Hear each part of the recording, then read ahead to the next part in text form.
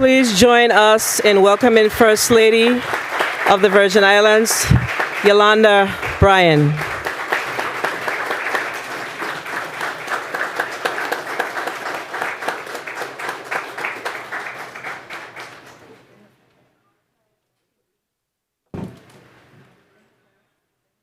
Please be seated.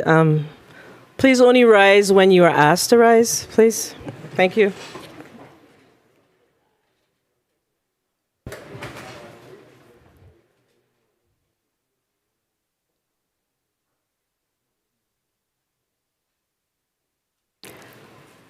Welcome, First Lady Bryan. We're happy that you joined us this evening. Thank you for coming. Please stand and join me in welcoming the Lieutenant Governor of the Virgin Islands, the Honorable Tregenza Roach, escorted by the Honorable Genevieve Whitaker, Secretary of the 34th Legislature.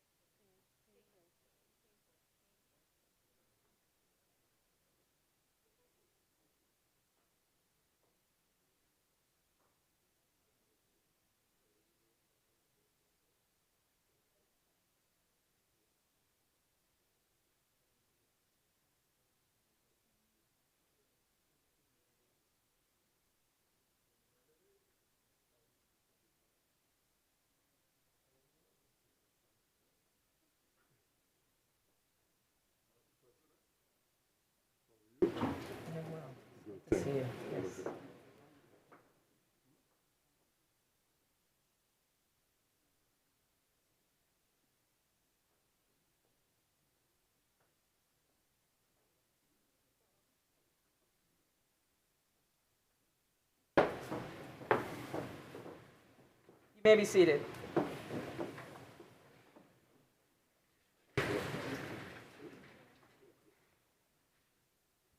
Good evening to the Honorable Lieutenant Governor Tregenza Roach. Thank you for joining us. Thank you.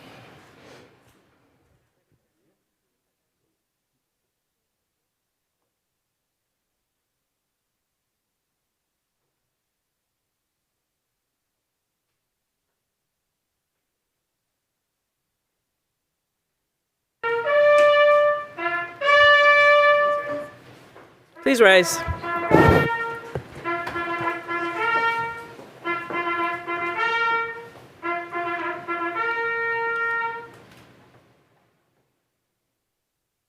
Madam President, the Honorable Governor of the United States Virgin Islands, Albert Bryan Jr.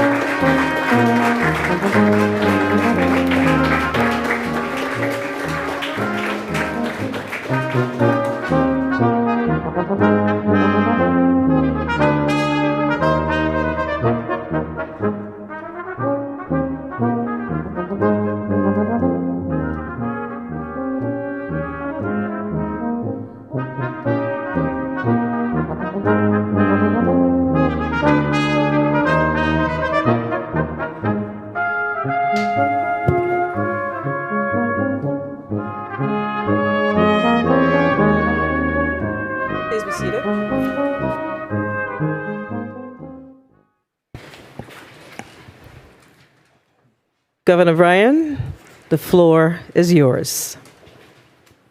I am so excited to be here tonight with you. But before I get going, I would like to take a moment, because I know I will forget, to share a small token of the solidarity between the executive branch and the legislative branch to the Senate President. The token so that we always understand that while we may have our differences, the mission of the people rises beyond all else. Madam President.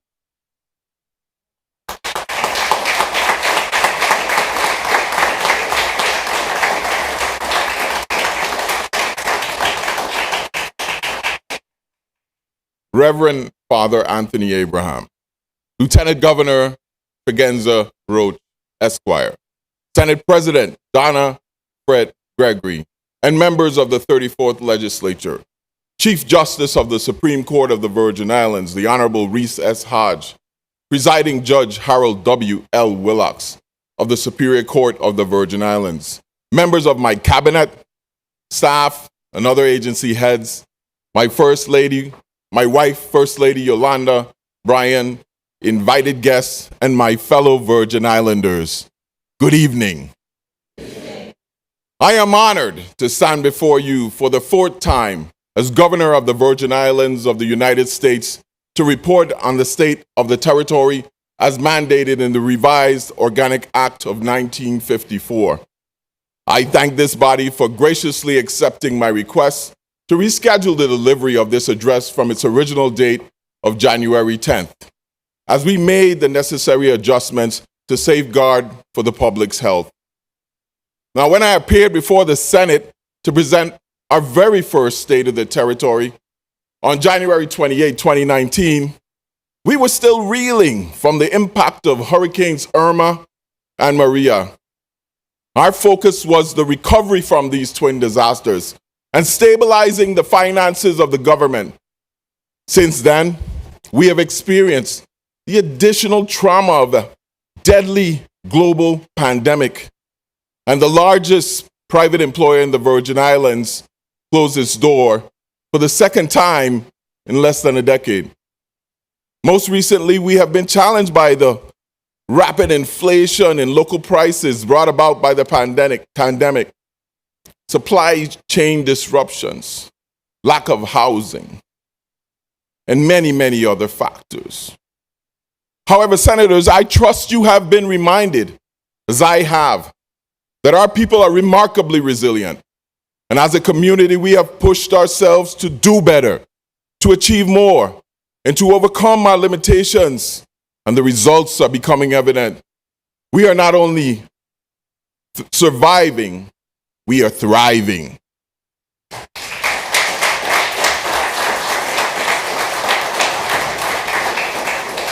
While we've seen our fair shares of ups and downs in the past few years, our economy has demonstrated surprising rigidity.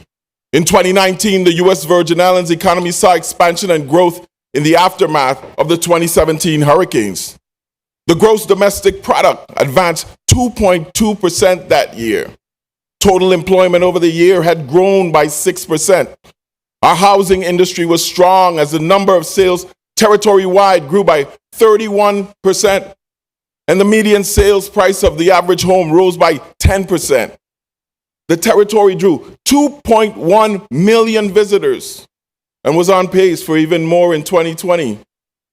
Then came the COVID-19 pandemic. Describing 2020 as a disruptive year for the U.S. Virgin Islands economy would be a gross understatement. We saw unemployment increase to a high of 13.6%, and tourism severely declined. For over a year, the number of cruise passengers and the ships to come to our territory dropped to exactly zero. A decrease in the number of tourists translated to a decline in stays at the establishments which house them, with hotel occupancy falling to 25%. Several of our hotels closed and furloughed workers. Many were unsure when or even if we would see economic recovery. But that uncertainty, however, would not remain for long. as economic indicators began to provide a more promising outlook. With the successful distribution of vaccines and the implementation of balanced COVID protocols, which protected our health while enabling many businesses to stay open, we led this territory on a narrow path to economic recovery. By October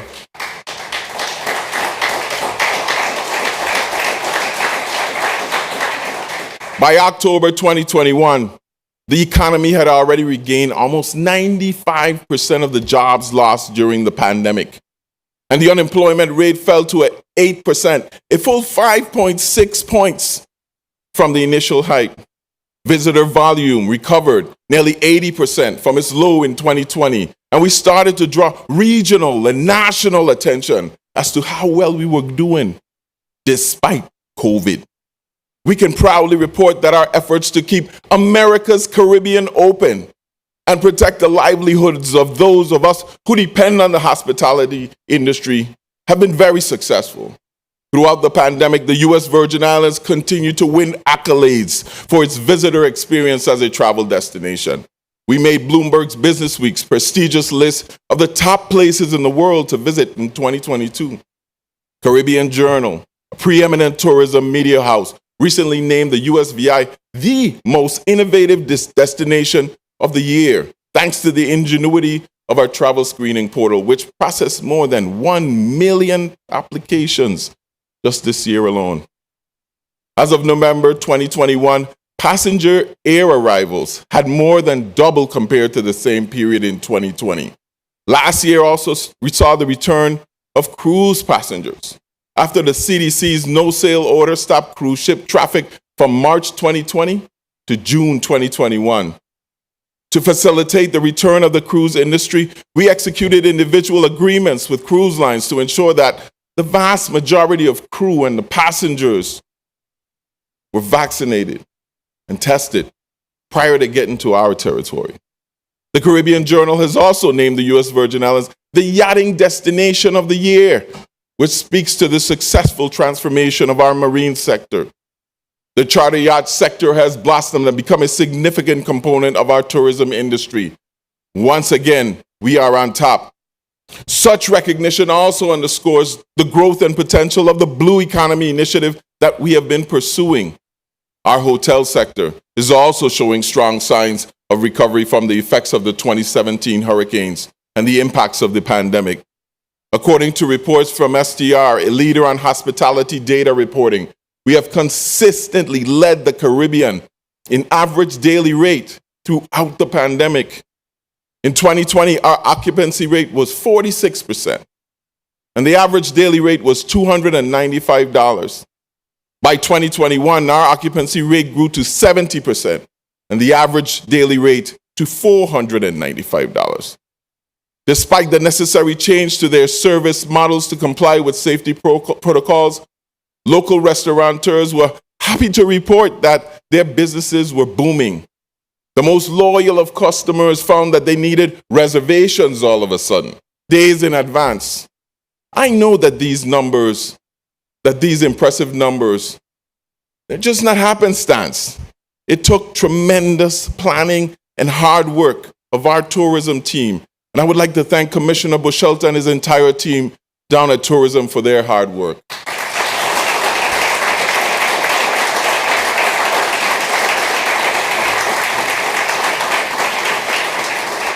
On St. Croix, the 200-room Divi Carina Resort and Casino will fully reopen on February 1st as an all-inclusive, adult-only resort to include Divi's new brand, Oceans, an exclusive 50-room hotel within a hotel. The Buccaneer Hotel has become a Wyndham property, adding another worldwide respected brand to the Big Island. On St. John, we are overjoyed with the reopening of Concordia Eco Resort, while the territory continues to enjoy considerable media attention around the new Luvango Key development. On St. Thomas, the Marriott Frenchman's Reef and Morning Star are finally making positive headway to opening in 2023.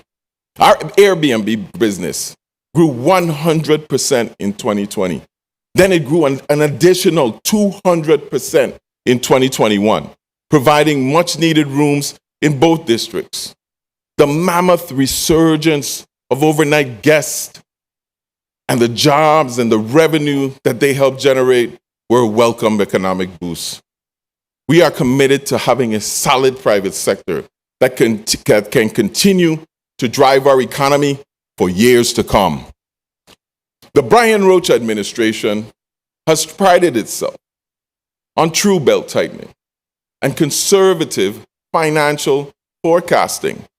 As a result, the government of the Virgin Islands continues to gain fiscal strength.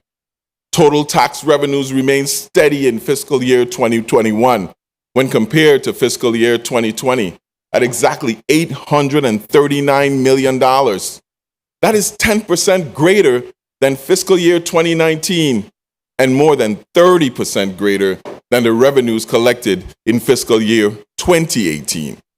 Over the last 3 years of this administration, we have seen the annual revenue collections exceed the revenue projections, creating budget surpluses that have not been seen in over 15 years, despite the pandemic. Furthermore, we have actually reduced the indebtedness of the government by over $500 million just in the last 3 years. We have an excellent financial team, ably led by Jennifer O'Neill. I want to thank her, Joel Lee, Bosadie Bruce, Brent Leardam, Josh Springett, and the rest of the team as they continue to impress me with their excellent fiscal management skills.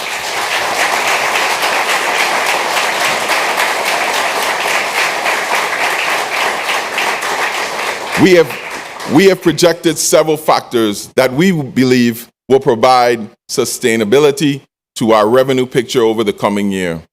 Chief amongst these is the continuous and steady expenditure of disaster recovery funds, as many capital projects are completing the planning process and moving to construction. Sustained public sector spending in general will be crucial to economic activity. Last year, the Department of Property and Procurement executed 630 contracts, totaling $482 million, resulting in a 200% increase in executed contracts year over year.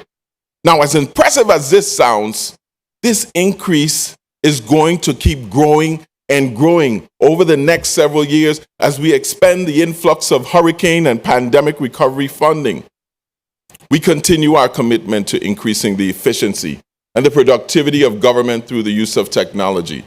The Department of Property and Procurement will be aided in its efforts by the successful launch of its online procurement system, GVI Buy. Now, all government bid solicitations, contracts, purchase orders, and invoicing will be done transparently through that system, which is now online. No longer will vendors be in the dark about the status of their invoices and when they can expect to be paid. Thank you, Commissioner Anthony Thomas and your team for your hard work.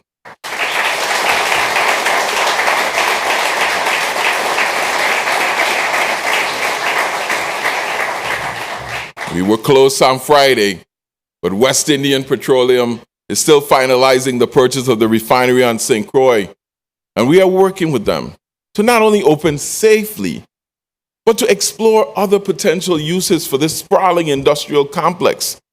We are anticipating greater and greater economic certainty as we recover from the pandemic-related reduction in business activity and the related decrease in leisure spending. Our tourism market is also expected to continue to roar back and to remain robust over the next year or two as we add more cruise calls, flights, hotel rooms, and marine vessels to our product. Last year, we settled a federal court case which held excise taxes in abeyance for over 3 years. The collection of these taxes, which did not play a role in our administration's prior budget submission, has now been factored into our revenue projections, bolstering the financial position of the government once again. In addition to all these economic factors, the territory is the recipient of sufficient federal funds to buttress the pandemic-related revenue losses and expenditures, not for 1 year, not for 2 years, not for 3 years, but for 4 years. There is much work to be done as we continue to improve the quality of life for all Virgin Islanders. But together, we got this. As I stand here tonight, I am happy to report that the state of the territory is stronger than ever and only getting stronger.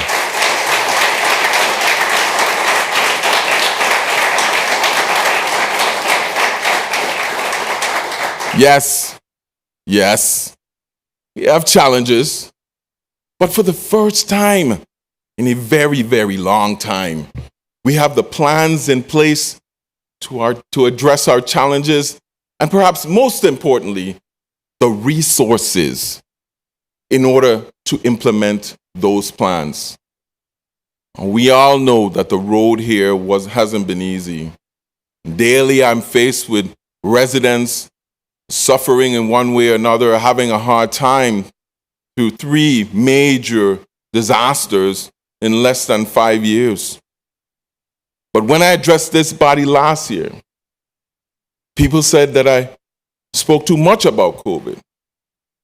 But there was no way of knowing then that the worst impacts of this global pandemic was still yet to come. The Delta variant caught governments throughout the nation and worldwide completely off guard.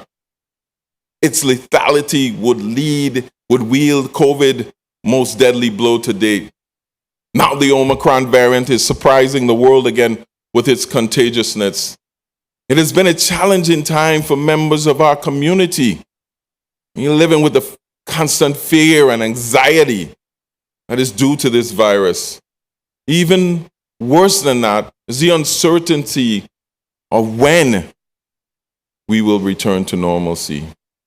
If ever, as we approach the 3rd year, the global pandemic in the United States remains under national public health emergency declaration, as it does in the Virgin Islands. It continues to be the most significant issue confronting our territory on a day-to-day basis, as it has been for the last 2 years. As I speak to you tonight, the surge in active cases brought about by the Omicron virus continues to rage through our territory. We are in the midst of the 5th wave of the infections brought about by this pandemic. This pandemic has tested our ability to be adaptive in our response to the ever-changing and unpredictable circumstances of COVID.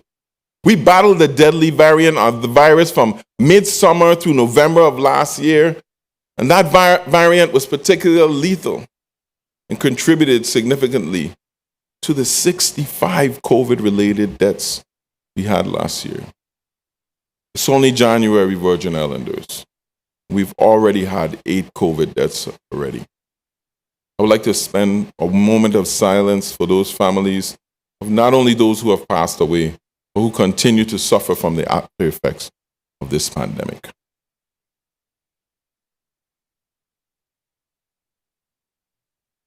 Now, just as we thought we had beaten back COVID and felt confident enough to begin relaxing emergency restrictions, then came the news of the Omicron variant. The highly contagious nature of this variant has led to a record number of infections in the territory. The rapid onset of this surge has created tremendous strain on our emergency rooms and our urgent care clinics. While we may all want to be done with COVID, COVID is certainly not done with us. The biggest weapon in our battle to withstand the COVID-19 pandemic last year was the availability of vaccines. We were the first jurisdiction in the nation to make them widely available to everyone. The easy access to free vaccination protected thousands of Virgin Islanders from the worst health effect of the COVID virus. The numbers don't lie. Yes, we have experienced breakthrough cases, which fully vaccinated individuals have ended up getting the virus. However, of the Virgin Islands that have unfortunately passed away due to complications from this virus, only 2 were fully vaccinated. We do not believe that this is a coincidence. We have verified locally through our own observation what the medical professionals and the scientists have been telling us. Virgin Islanders who have taken the vaccine have been less likely to become seriously ill, less likely to require hospitalization, and less likely to die as a result of the COVID infection. It is this evidence that drives us to strongly encourage Virgin Islanders to get vaccinated as our primary tool to combat the COVID virus. Now, as of January 1, 54,175 Virgin Islanders have been fully vaccinated. According to the 2020 census data, that is approximately 62% of our total population. There is no question that the incentives that we had this summer worked. Perhaps of greater significance, more than 88.5% of the population over the age of 65, the most vulnerable among us, have been vaccinated in the Virgin Islands against the virus. We have not yet achieved our target for local herd immunity. However, the vaccines have helped us achieve our mission not to overwhelm our limited healthcare capacity. As a community, we have done relatively well in mitigating the health impacts of this pandemic. And when I walk through the community on a daily basis throughout the territory, individuals often come up to me and commend me for the management of the pandemic. I graciously accept their commendations and remind them that we are only managing this crisis as well as we are because of the tireless effort and dedication of the many COVID warriors who have done the heavy lifting to keep us all safe. We owe a tremendous debt of gratitude to the nurses, physicians, respiratory therapists, and other medical and support personnel at our hospitals and private clinics. We are equally grateful to the COVID task force that has strictly enforced the public health orders. We must not forget the unsung heroes in the public health laboratories and the epidemiologists who have been on the top of this virus from day one. The members of the National Guard have filled in where needed. From our beaches to doing passenger screening on the airport. We have dedicated, hardworking employees in the Department of Human Services, the Department of Finance, the Department of Labor, Office of Management and Budget, BIR, Bureau of Internal Revenue, that have made sure that the economic aid to the territory is made available to our residents in a timely fashion. And we owe a tremendous appreciation to our residents who adhere to the safety protocols that kept us all safe.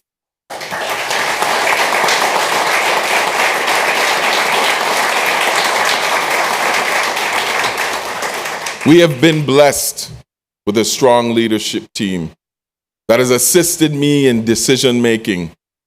I have received daily guidance from Commissioner Justa Encarnacion, Director Darrell Jashin, Commissioners Richard Evangelista, Ray Martinez, Kimberly Causey Gomez, Joseph Bushelte. Dr. Louis Amaro and Daima Williams have been major contributors at our hospitals. Major General Kojo Knox Limbacher, and of course, former Commissioner Trevor Vellenor, Dr. Esther Ellis, and Dr. Nicole Sims. Can't forget Dr. Tyhon Caesar, and the always and steady, wise counsel of Lieutenant Governor Tregenza Roach.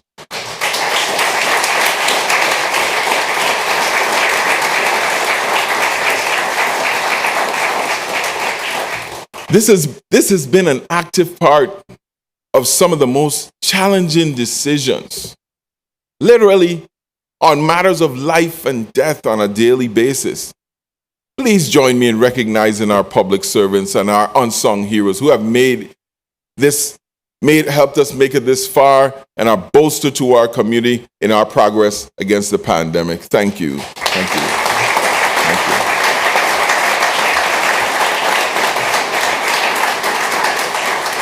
Now, I don't know if we are any closer to the end of this crisis or if we are truly just at the beginning.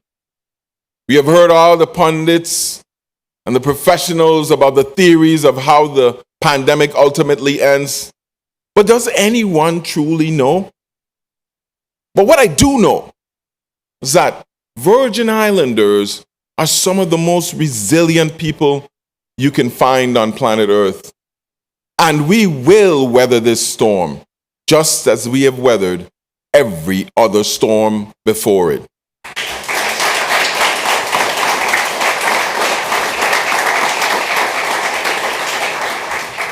Our response to the COVID pandemic balanced the need to protect public health while mitigating the negative impact of the economy on the economy.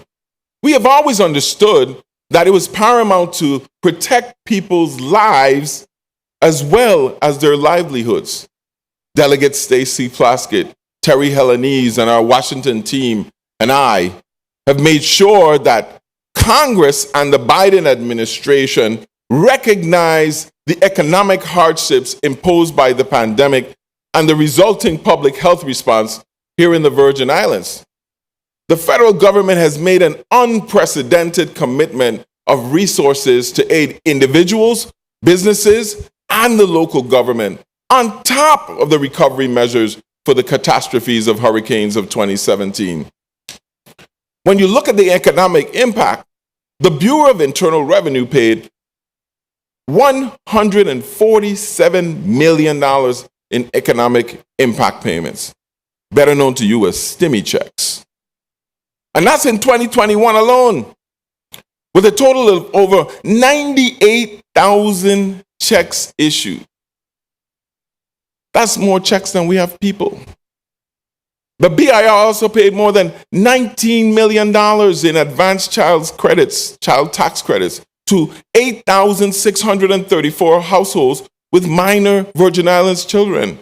The Department of Labor paid out over $104 million in unemployment insurance claim. It warmed our hearts to hear from citizens about being able to improve their quality of life after being laid off, seniors being able to afford their medication, college graduates being able to start paying down on their school loans, and fathers being able to open a saving account for their families. Our children didn't go hungry. As a matter of fact, I was out at BCB this morning with Miss Bastian and Mr. Bartlett in the kitchen and all the other people there working. Food smelled good at 9 a.m. Working to keep our children fed. The checks are coming. We ain't forgot you.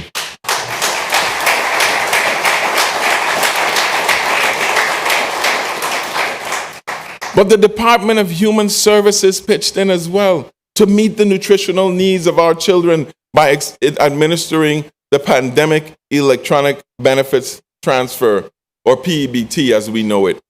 Through this program, children receive temporary emergency nutrition benefits. The department paid out almost $13 million in PEBT payments to children in the 2021 school year, and approximately $3.4 million to children that were enrolled in regular childcare. Another $6.75 million to children over the summer. That is over $23 million in food benefits distributed to families in need. This is on top of the $55 million in food stamps that they distribute annually. They need an applause for that.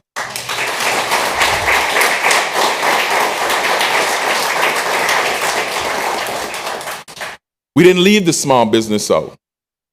Some 3,430 small businesses participated in the Paycheck Protection Program, receiving over $75 million to keep their workforce employed and pay their rent. Local restaurants and bars took advantage of the Restaurant Revitalization Fund, receiving almost $6 million in funding. Another 1,833 businesses received economic injury disaster loans, totaling more than $121 million. The U.S. Virgin Islands received per capita more economic disaster injury funds than anywhere else in the entire country. In all, between these four programs, businesses in the Virgin Islands received more than $202 million in aid, and just in 2021. The 2017 hurricane disaster recovery continues to gain momentum, and the road ahead is filled with visible evidence of the reconstruction of a brighter future for all Virgin Islanders. In 2021, we witnessed a burst of recovery activity with more than 220 projects underway, despite the lags in the federal process and the delays due to COVID. This year, we have 275 projects scheduled for construction or planned for completion. The recent hard-fought approval for the full replacement of the wastewater system on St. Croix boosts the available recovery dollars from $8 billion to $9.5 billion. Over the next few years, federal programs will continue to support a rise out of the devastation of the storm. As of December 31st, the Brian Roach administration has secured 75% or $6 billion of those funds, obligating $4.8 billion to specific projects and paying out over $2.4 billion to complete this critical work. In 2021, expenditures increased 98.9% to $787 million, up by almost $400 million year over year. Now, the RAND report that was funded by FEMA predicted that the best we could do would probably be spend $500 million in a year. But we have surpassed that mark already as we move further along this path to recovery. The Office of Disaster Recovery presses forward to get the funds, and more importantly, to spend the funds and spend them correctly. I applaud Director Adrienne Williams-Octolin and her dedicated team, as well as our local and federal stakeholders, for their roles in ensuring we receive every single penny that is due to us.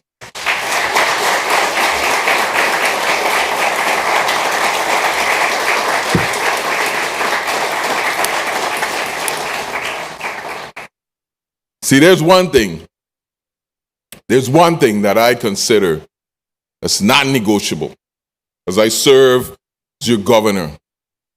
And you know it too. It is always to be honest in what we can and what we cannot achieve. I pride myself in our ability to deliver on the commitments Lieutenant Governor Tregenza Roach and I made to you over 3 years ago as we blazed the campaign trail. The people asked, and we delivered despite COVID.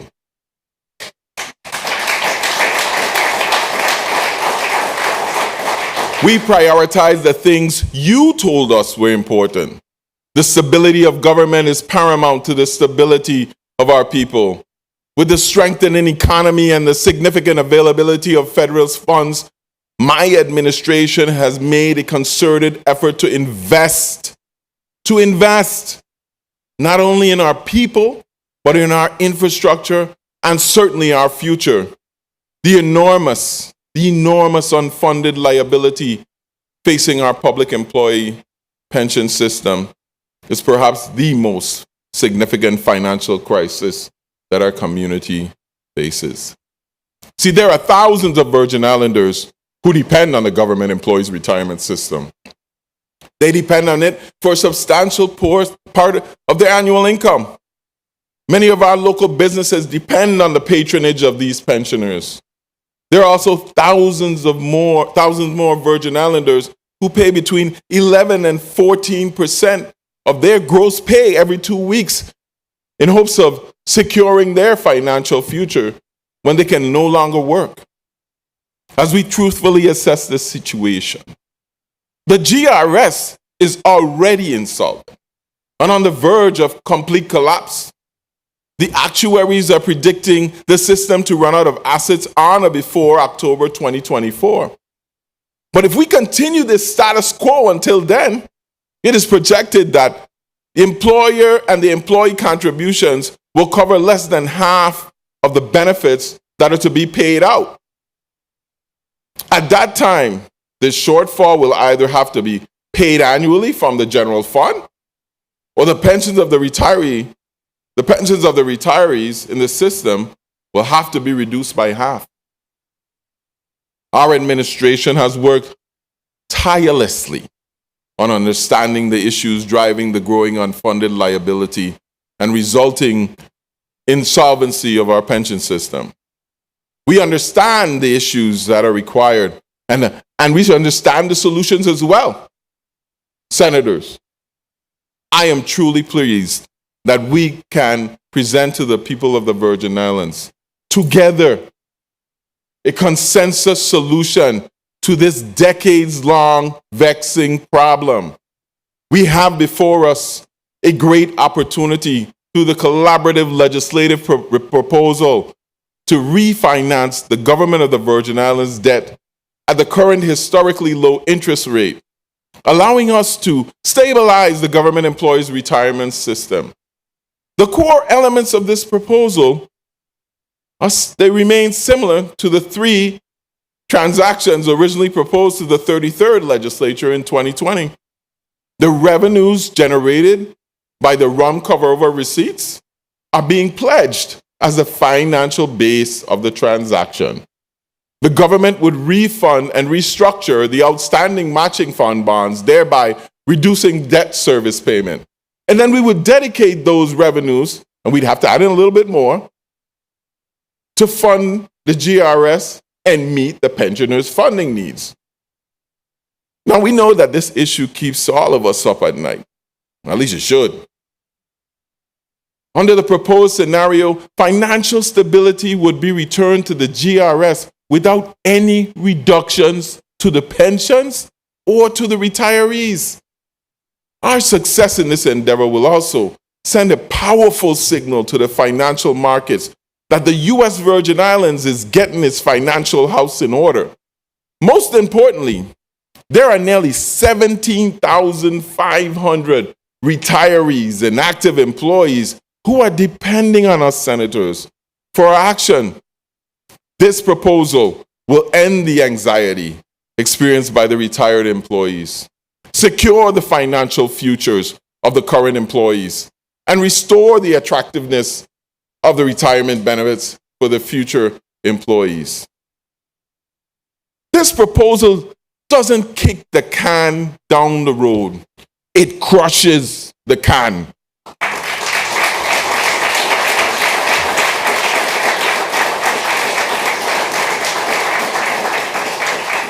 It solves the GRS crisis for decades to come.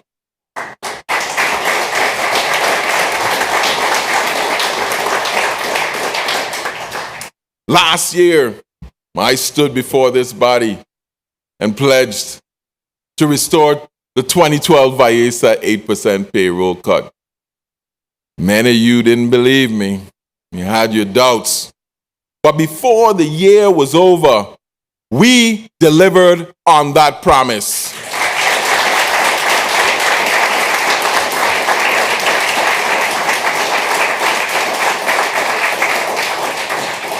As of today, 5,915 employees have been paid a total of approximately $41.5 million.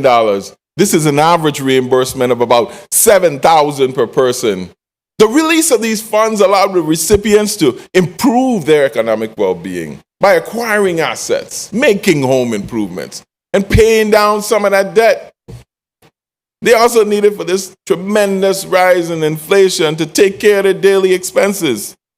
It also infused money into the economy, the community, and supported the same small businesses which have depended on us to survive, especially during this last 2 years of the pandemic.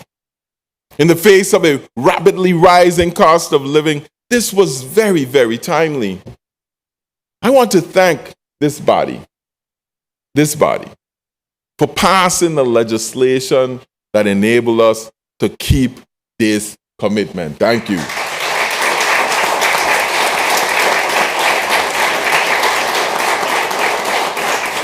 Thank you.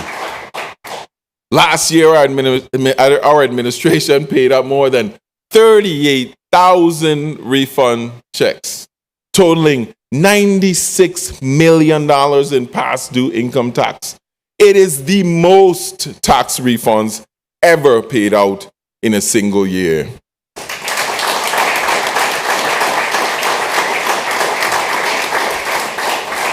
But that's not the good news. The good news is we remain on track to become current on the backlog of income tax refund later this year. And once we are caught up, we intend to remain current.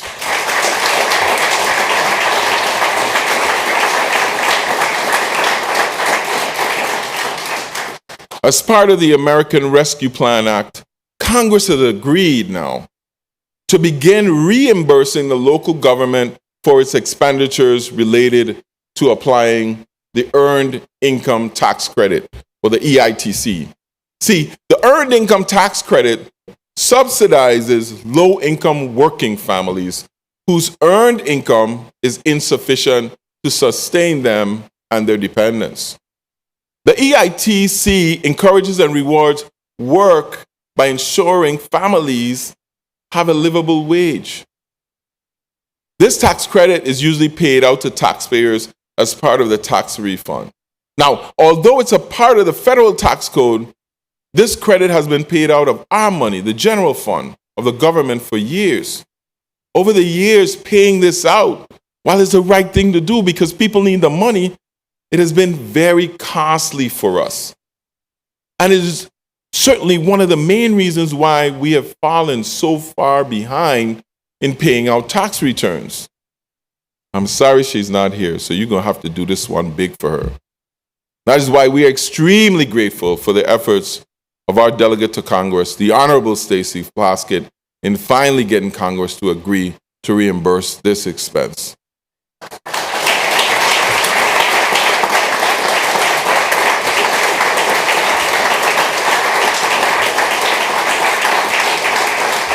She's not here tonight, but I hope wherever she is, she could hear the clapping because this was truly a huge win for the territory.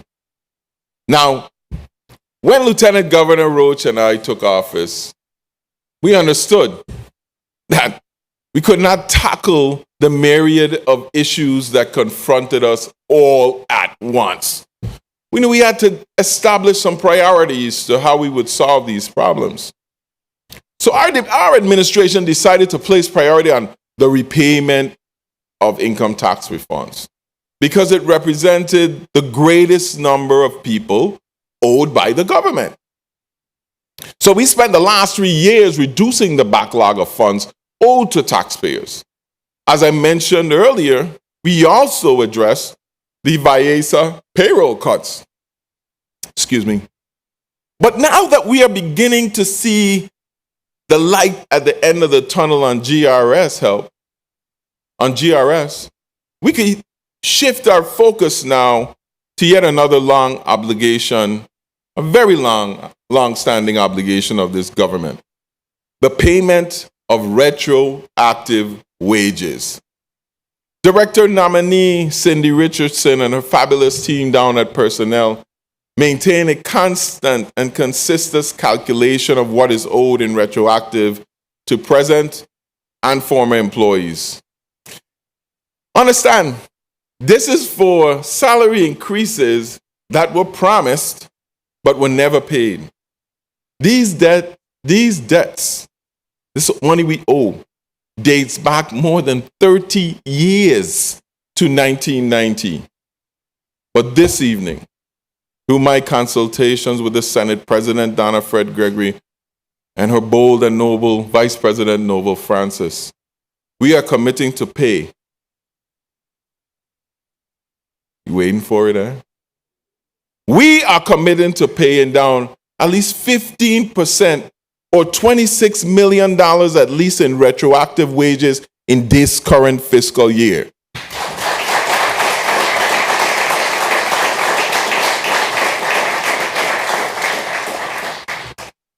I am going further than that because I don't want you to believe it's an election ploy. I am also proposing that we commit to plan to pay the remaining balance of what is owed at annual installments of at least $25 million every single year until the full obligation is repaid.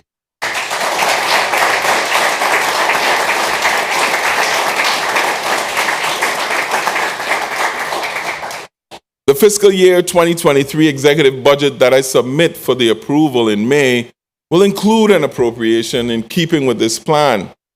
Now, we will need legislative action to make good on the commitment. So I humbly ask for the support of this body in this endeavor. Senators, I am sure that we can all agree that taking care of these public servants who have been waiting on their government to make them whole for over 3 decades is a worthwhile challenge. Let us make this the year that we not only solve the pension crisis at GRS, but we also commit to a sustainable plan for the repayment of the retroactive wages owed to our retirees.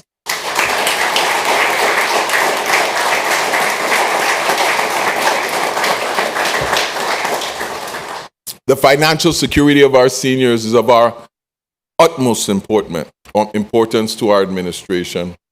We are also invested in their health, their housing, recreation, and the overall quality of life. To further our commitment on that agenda, we will be reconstituting the membership of the Commission on Aging this year. I thank the ARP for working with us to get that.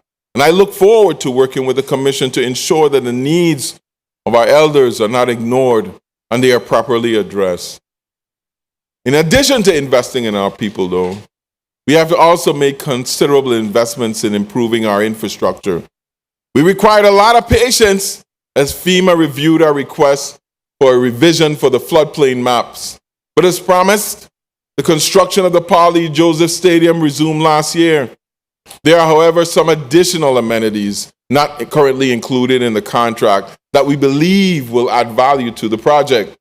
The estimated cost of those improvements, as we sent to the legislature before, is approximately $3 million. We will be presenting those recommendations to this body for your consideration and look forward to the discussion. We believe that these final additions will help ensure that this was a stadium worth waiting for.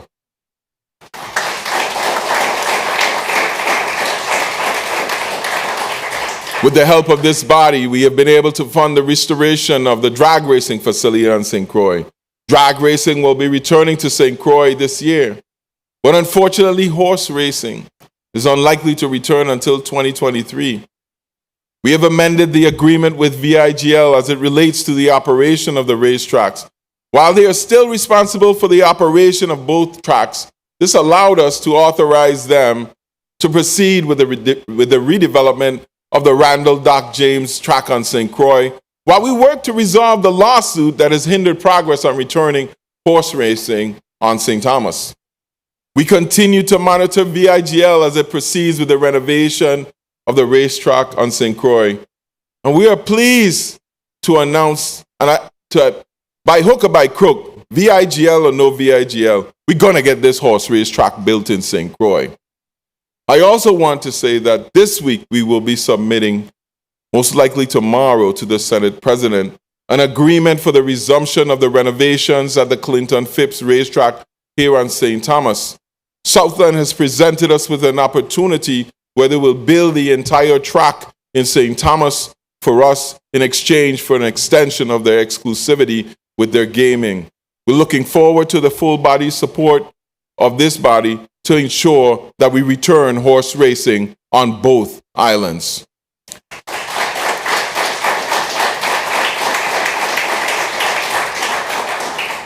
The Department of Sports, Parks, and Recreation is in the midst of an aggressive effort to redevelop its facilities. Repairs were completed to several parks, including the Isaac Boynes Park in Grove Place and the Pedro Cruz Ballpark in Estate Prophet. The department has an incredible queue of projects, either in construction, under construction, or about to commence. This year, we'll see the completion of restoration and repair projects at Emil Griffith Ballpark, Lionel Roberts Stadium, Rudy Krieger in Cyan Form, Renhold Jackson in Wim, Alvin McBean Park in Tutu, Kerwin Terrace Ballpark, and Joseph Urbane Ballpark in Frenchtown. We are also actively facilitating the development of cricket pitches on both St. Thomas and St. Croix, as we believe cricket has a big place in our future. In Frederickstead, the revitalization of the Meadre Commons Recreational and Youth Facility has been completed. This is a custom-designed project built by the members of the Virgin Islands community, because people came from as far away as St. John to help. That only happened with $400,000 in seed funding from the government of the Virgin Islands, supported by this body.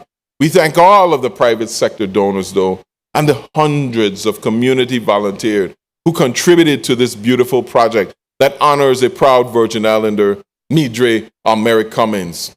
Repairs are underway at Fort Frederick Beach Pavilion on one side of town and the Vincent Mason Senior Pool on the other side of town. On the east end of St. Croix, construction is also underway on the pavilions at Kramer's Park. I would like to thank Commissioner Calvert White and the team at Sports Park and Recreation for their excellent work. It's time to get our children out and back to playing ball.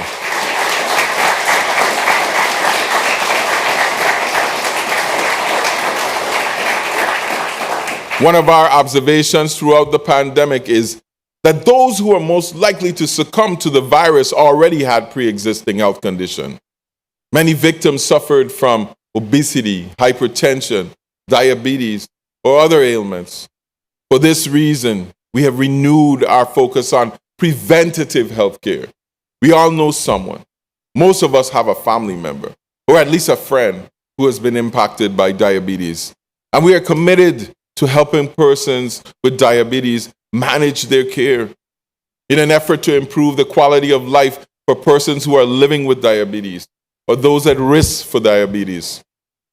We have partnered with the Virgin Islands Diabetes Center for Excellence to bring added healthcare specialists and clinical care to the territory to treat individuals with diabetes and provide increased educational outreach and services. The Center of Excellence is a nonprofit and hopes to serve 1,000 Virgin Islanders within its first year with lifestyle and healthcare services, and more than 10,000 residents with its educational outreach. That's not enough, though. We have also set aside $1 million for the Department of Sports, Parks, and Recreation to launch a health and wellness campaign with programs accessible to individuals of all ages and abilities. We are working to improve the physical fitness of our community and the health of our people by getting them up and getting them out.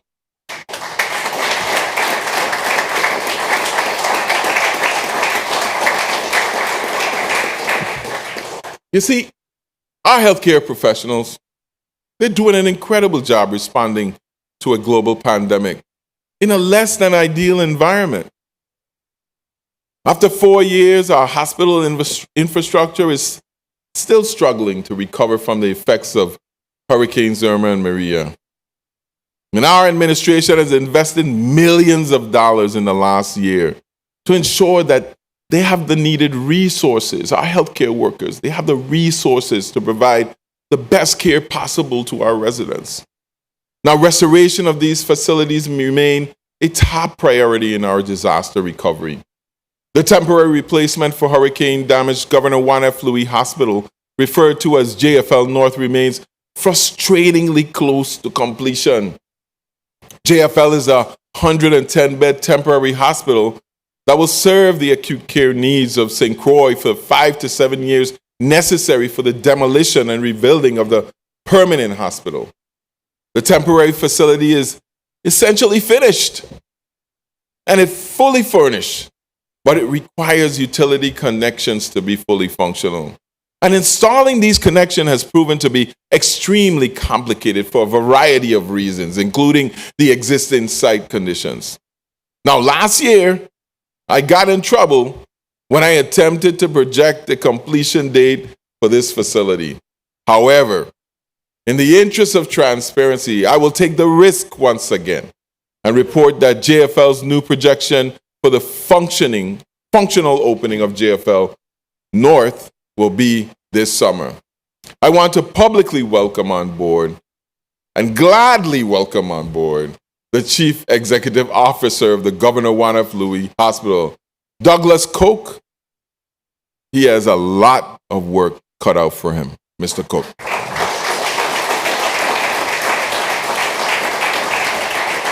But even as the board and management of JFL work feverishly to open the temporary hospital, the design process has begun on the permanent hospital and replacement.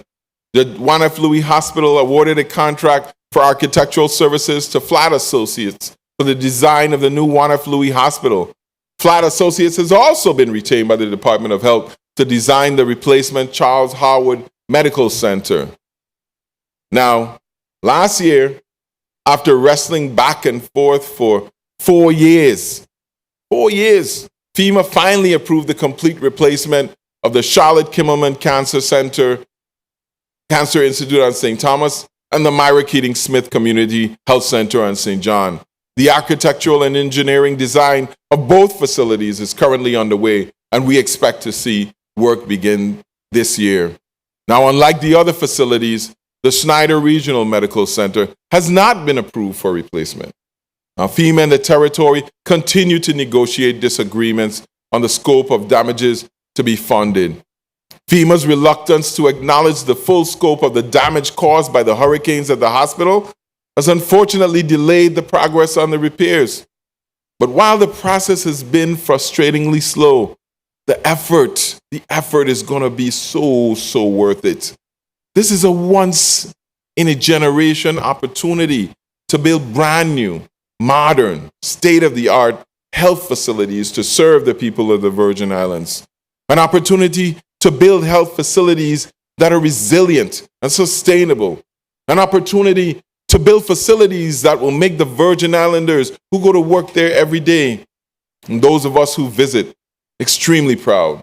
But in the meantime, we will spare no expenses in ensuring that the hospital systems maintain an adequate level of service to meet the needs of this community. But you see, hospitals are not just about facilities.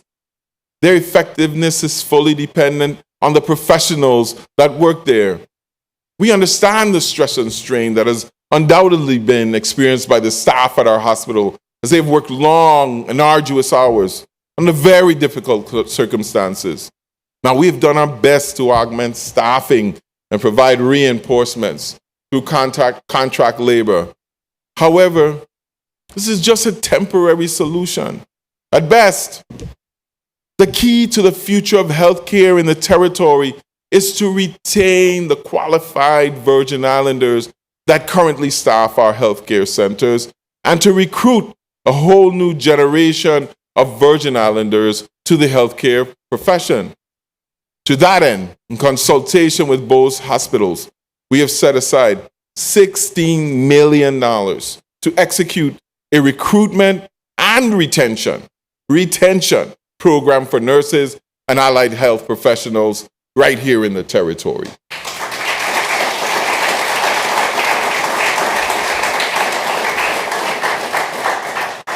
Nurses and allied health professionals, we would have paid you already, but we're working with your affected unions to make sure we do this implementation right, and it is permanent to your salaries.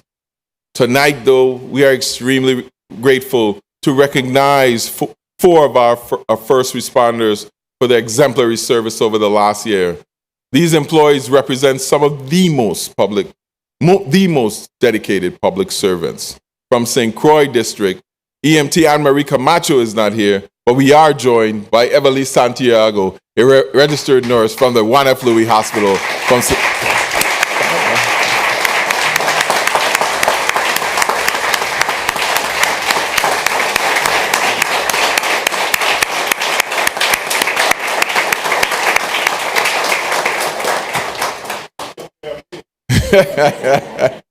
You're getting shout-outs from the senators. And from the St. Thomas, St. John District, EMT Louis Robles is not here, but we do have Deborah Krause Hodge, a registered nurse from the Schneider Regional Medical Center.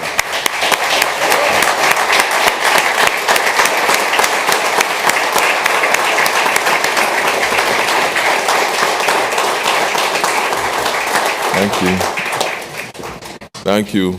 They have done an incredible job, And at the darkest hour, they often tell me, they said, we're the only office that don't shut down because of COVID. You remember that. Now, the provision of affordable and reliable and quality water and power is an essential part of our infrastructure and crucial for our continued economic growth. The inadequacy of the Virgin Islands Water and Power Authority in fulfilling this mission has been the source of much discussion, plenty deliberation, and a gene banger frustration in this community for decades. For decades. However, I have maintained that WAPA is a public corporation and an asset that belongs to you and I, the people of the Virgin Islands. And as governor, I do not have the option of watching a public institution fail. So we have spent the last 3 years working closely with the board and the management to stabilize the Water and Power Authority through some very, very trying times. Now, WAPA has before it an opportunity to start to regain the public's trust and confidence by installing a completely new leadership team. This process has begun with the hiring of a new Chief Executive Officer, Andrew Smith. We wish him much success as he guides WAPA forward. Now, he will soon be selecting a new Chief Financial Officer and a new Chief Operating Officer to assist him in that task. See, there are two important aspects of WAPA's delivery of service: reliability and cost. WAPA is making great strides in implementing the necessary measures to improve reliability. There are 3 electrical underground projects presently under construction on St. Croix, at Midland, Golden Grove, and Container Port. WAPA has also begun burying lines underground in Cruz Bay and is designing a similar project for St. Thomas. Over 4,700 composite poles have already been installed across the territory. In all, 8,500 composite poles will be installed before January 2024. WAPA has begun reconstructing its substations that were damaged by the hurricanes. The St. Thomas East End substation has been completely repaired. This year, WAPA will begin the installation of standby generators on St. John, and for the first time ever, WAPA is installing battery energy storage systems. The cumulative effect of these projects will reduce the frequency of power outages and the duration of those outages. But where WAPA has failed to make adequate progress thus far, it's on the bigger challenge of providing power at a reasonable cost. Now, through countless conversations with WAPA and consultation with other advisors, it is clear to me that WAPA has 3 urgent priorities.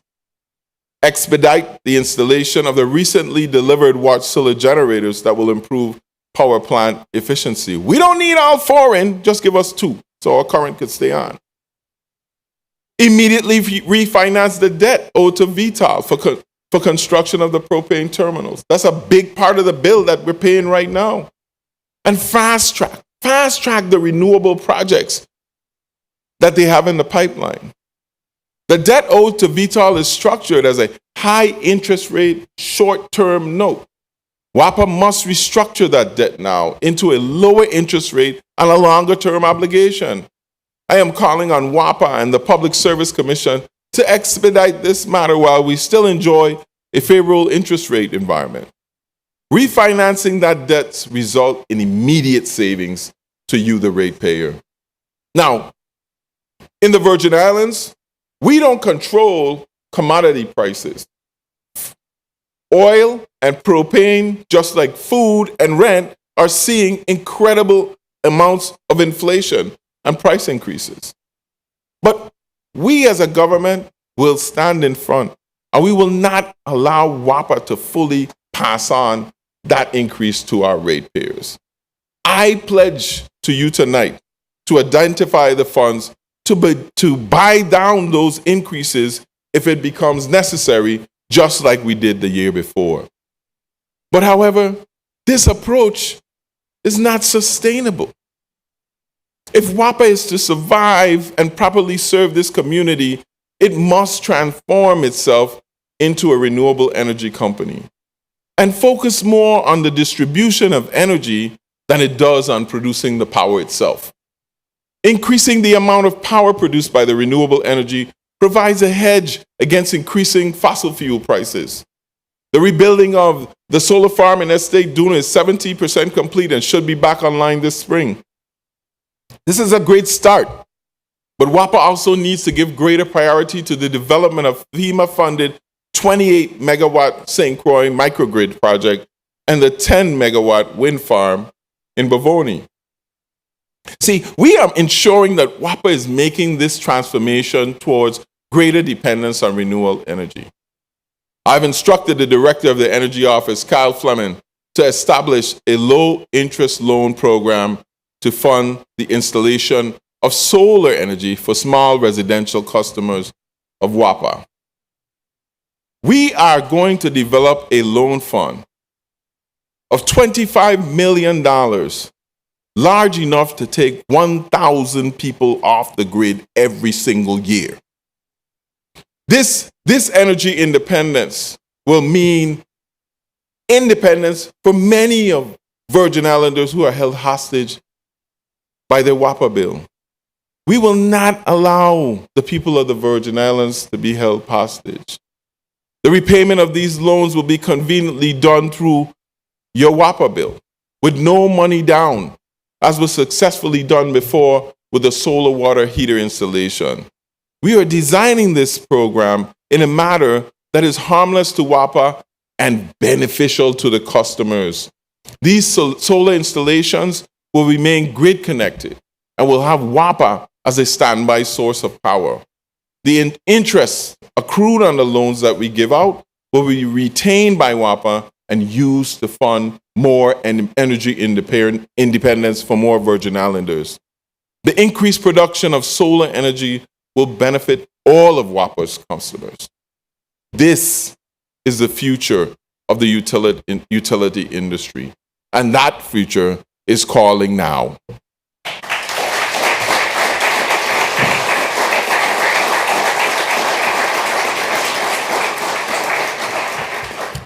Last year, we completed 2 major transportation projects that not only improved traffic flow in Charlotte and Mali, but provided a much-needed aesthetic upgrade to our waterfront and our downtown areas. Now, after 13 years of frustration and inconvenience, the Main Street Revitalization Project was finally concluded.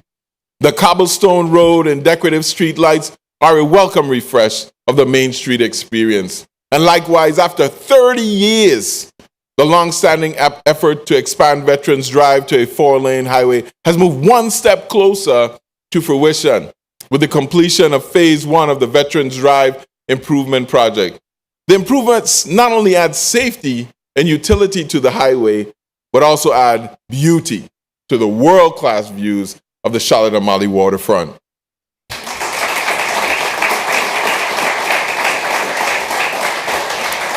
Now, numerous other federal road projects were completed this year, including Crown Bay drainage and pedestrian improvements, the Eastern Cemetery Roadway Phase 2, the Benner Hill Guardrail Project, and the Hess Road on St. Croix. But while FEMA and HUD have pledged resources towards repairs, this process has been frustratingly slow and very tedious. Furthermore, the federal highway funding allocated to the territory is simply insufficient for the actual repairs required. Our administration has lobbied Congress and the U.S. Department of Transportation for a larger allocation of funding for the U.S. Virgin Islands. The federal bipartisan infrastructure bill passed in November only increased the federal funding for our roads and bridges to $19 million annually.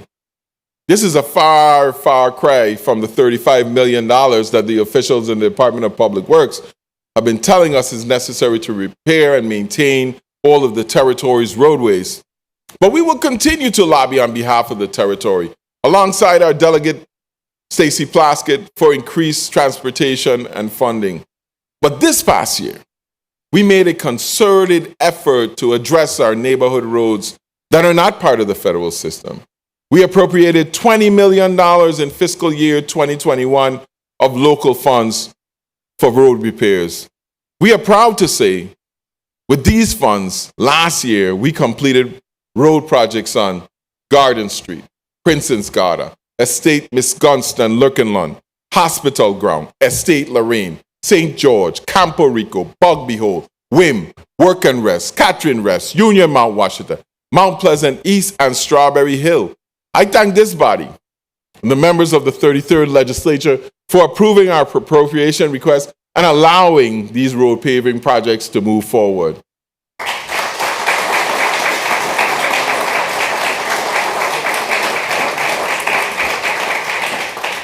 Now, of course, we will be including more road paving projects with the upcoming budget.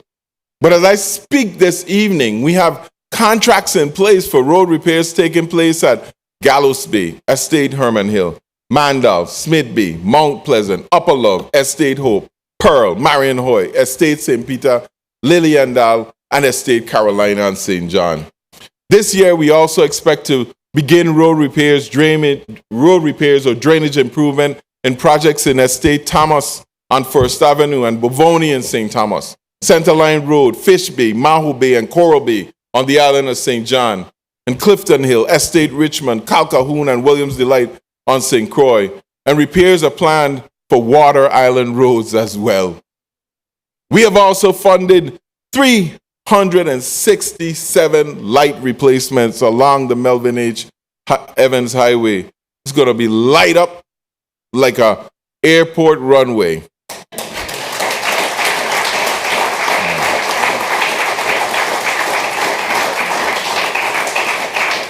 And of course, we look forward to continuing several projects we have initiated, including the work on Veterans Drive Phase 2. Thank you, Commissioner Gabriel and your team for your aggressive efforts to repair the roads of the Virgin Islands. We also continue to make major investments in the development of our port facilities. Last year, the Virgin Islands Port Authority completed the expansion of the departure terminal at Henry E. Rosen Airport, and it is indeed a beautiful piece of work. Work continues on the construction of the Transportation Center, or like we call it, the parking garage at the Cyril E. King Airport. And the new Gordon A. Finch Molasses Pier is just about done on the south shore of St. Croix. Carlton Doe, right now, and his all-star team at the Port Authority continue to do this great work.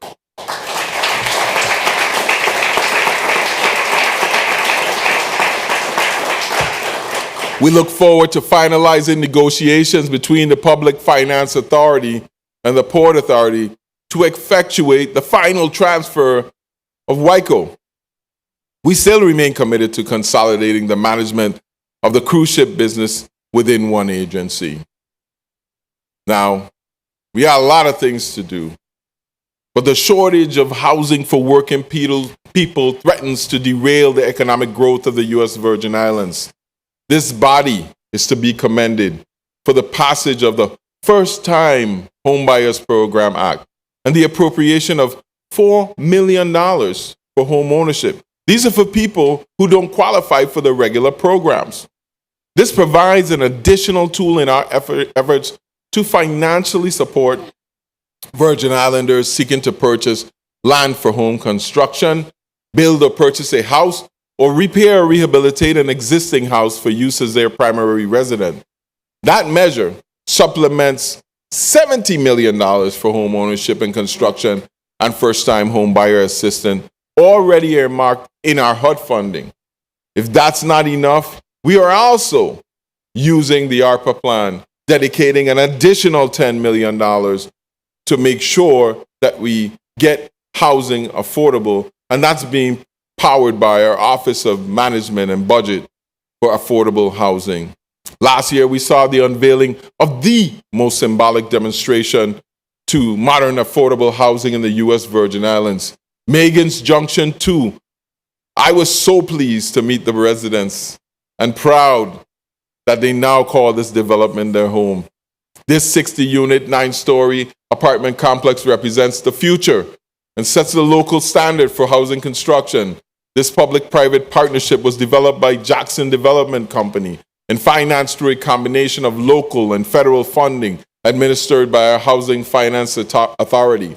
The state-of-the-art building was designed to be sustainable and is independent of WAPA energy. Powered by microturbine generators, solar energy, and battery storage. This is what the future of affordable housing in the Virgin Islands looks like. The Virgin Islands Housing Authority has been extremely aggressive in repairing and restoring its low-income housing stock. The Dunu redevelopment project continues to progress and is slated to be completed in December. That is a $57.4 million housing development that will consist of 84 brand new rental units, affordable units on the island of St. Thomas. The buildings at Tutu High Rise are now being demolished to clear the way for a new development there. The authority will begin reinvigorating the Walter I. M. Hodge Pavilion community in Frederiksted, thanks to a $78.6 million in multi-grant financing. Work is expected to start this month and will completely rehabilitate 248 units in this housing community, including several buildings that were abandoned long before the hurricane struck the territory. This will increase the inventory for housing for low-income families on St. Croix. It will also provide a much-needed modernization and facelift for the current members of that community. The Housing Authority has also a current solicitation for bids to construct a new 98-unit senior housing complex in Estate Stony Ground in Frederiksted that is expected to begin this summer. The demolition of the Ludwig Harrigan site in Frederiksted is complete, paving the way for the development of even more senior housing on that site. The Housing Authority has also been actively repairing the storm-related damage to its properties. This past year, the authority completed extensive roof repairs at Michael J. Kerwin Terrace, Paul and Pearson Gardens, the Knolls at Contant, and Marley Homes.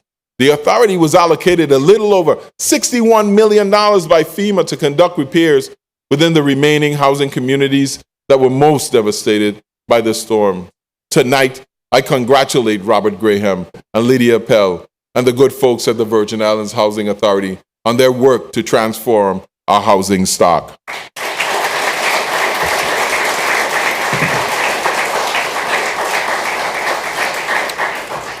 The Sheltering and Temporary Essential Power Pilot Program, or STEP, is a predecessor of the Envision Tomorrow program.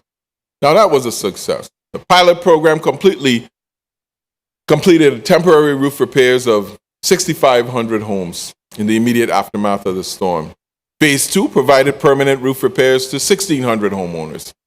However, the success of the program was tainted by the failure of the federal government to pay the contractors and the vendors for their services. So, although construction concluded in April 2019, the biggest challenge was producing the documentation required by FEMA in order to reimburse the territory for the cost of the repairs and the related experiences. This past year, the Office of Disaster Recovery and the Virgin Islands Housing Finance Authority made significant progress in resolving most of those outstanding disputes with FEMA. Because of those efforts, I'm pleased to say that in 2021, the STEP program paid out $341 million to the contractors associated with this project. This brings the total payments for that program to $703 million paid to the contractors and their vendors, most of which were local small businesses. I would like to thank these contractors and vendors for their patience and the work they did to put Virgin Islanders back in their homes after the storms. I also want to thank Executive Director Darrell Griffith and the staff at the Housing Finance Authority who have worked tirelessly to get this issue resolved.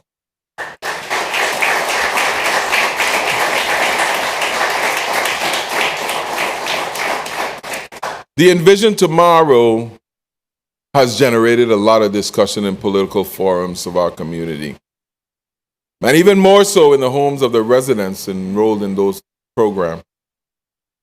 It has certainly not moved at the pace that we envisioned.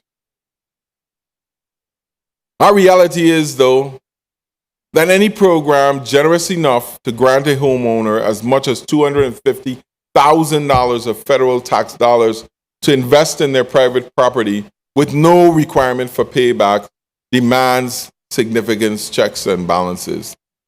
However, for those who are patient in tolerating the federal bureaucracy of this program, the reward is tremendous. Now, this is not a roofing program. These are the houses that were damaged the most in the storm and were not able to be repaired under the two programs. It focuses on structures that require major repairs and mostly total reconstruction and demolition of the old building. This is the first time in the aftermath of a disaster that the government of the Virgin Islands has attempted a program this ambitious.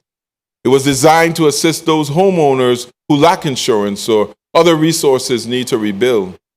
Now, I'll be the first to tell you, Envision Tomorrow got off to a notoriously piss-poor slow start. There's reason for optimism now for those applicants who are still awaiting repairs to their homes. So in the past year, as we pushed to get this program moving faster, we learned a lot of valuable lessons along the way.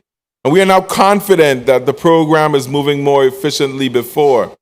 The program is on track to have all eligible homeowners sign their grant awards by June of this year. The Housing Finance Authority is projecting that they will begin construction on at least 200 homes in 2022.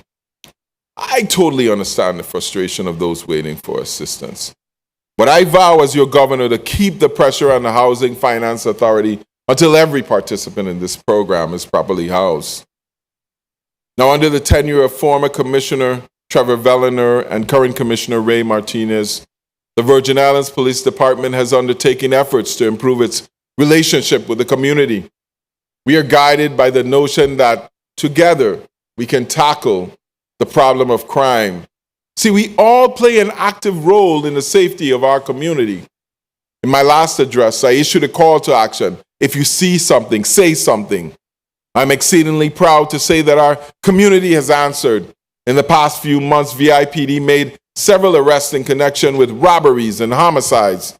These arrests are the direct result of developing a partnership between VIPD and a community who will no longer stand for a norm of violence. VIPD has demonstrated that when we work together, they can and will remove criminals that terrorize our community from our neighborhoods. I see progress in our future as it relates to fighting crime. VIPD has revamped and expanded its recruitment strategy, while the department has seen the hiring of 63 new employees, including police officers, police auxiliary, and community service officers, and key civilian staff. It still needs hundreds of officers territory-wide. I once again urge the men and women of this territory to consider the various career opportunities available at the police department. The VIPD continues to increase its crime-fighting technology capabilities. To date, the first phase of the camera project has been completed. We now have 105 cameras throughout the territory, some of which include license plate reading capabilities. VIPD has also already begun to use camera footages to aid in crime fighting and looks forward to launching the department's real-time crime centers as a monitoring base in both districts. We anticipate 2 more phases of this project, which will provide an additional 473 cameras territory-wide. The department has acquired its first drone, and 4 more are in process. They will provide aerial support to conduct aerial searches and rescue missions.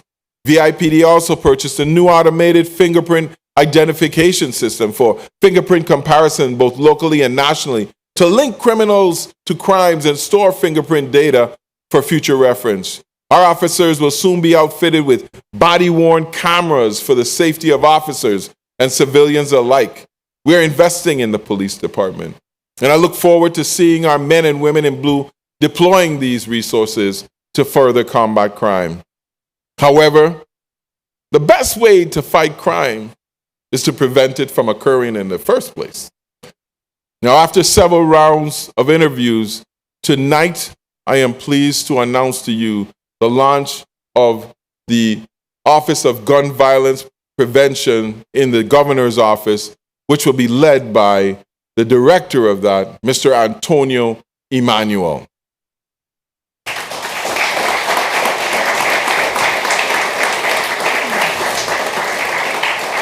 Now, while Mr. Emmanuel has law enforcement background, he was selected for his experience in working with at-risk youth in their communities. We have tasked him with executing strategic community-based interventions in line with the National Network for Safety Communities model. Mr. Emmanuel, in taking this position, now serves as the head of the Governor's Advisory Council on Community Violence Intervention. The council brings together government, nonprofits, religious, and private sector partners to provide guidance to the Office of Gun Violence Prevention. I am committed to providing resources and support to ensure the success of this program and hope that this legislature will join me in this effort. You see, illegal firearms continue to be an escalating problem in the territory. In 2021, VIPD confiscated 153 illegal firearms. At the beginning of last year, I submitted legislation to this body to bolster our laws surrounding firearms. Following Senate input and Committee of the Whole, I revised and resubmitted the legislation, which now seeks to institute a 24-hour declaration of firearms entering the territory, increase punitive measures for failing to report lost or stolen firearms, and it establishes safe firearm storage requirements in homes and in businesses. Senators, we have a common goal in addressing the presence of illegal firearms in the territory. I look forward to working with you to see the legislation through the process to passage and enactment. I'm also looking to the legislature for forward movement on the Virgin Islands Fire and Emergency Medical Service Bill. The integration of fire and service and the emergency medical service is good for the people of the Virgin Islands. It is good for you, and it's good for me. It's good enough for anyone to find themselves in a fortunate situation where they need an ambulance.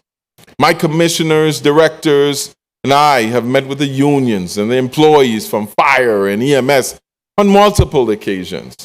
From those meetings, it was clear as day that an integration of these services is the best way forward to provide more efficient and effective emergency response across the territory.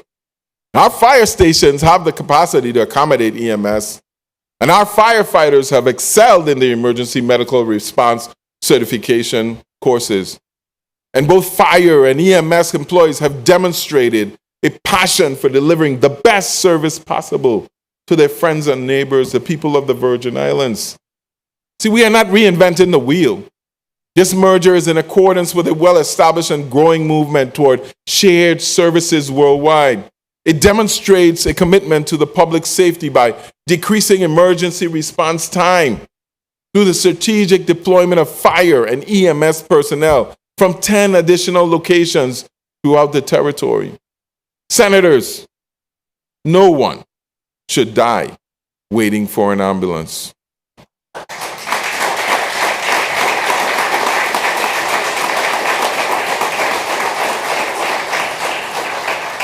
One more measure before this body is legalization of adult use cannabis.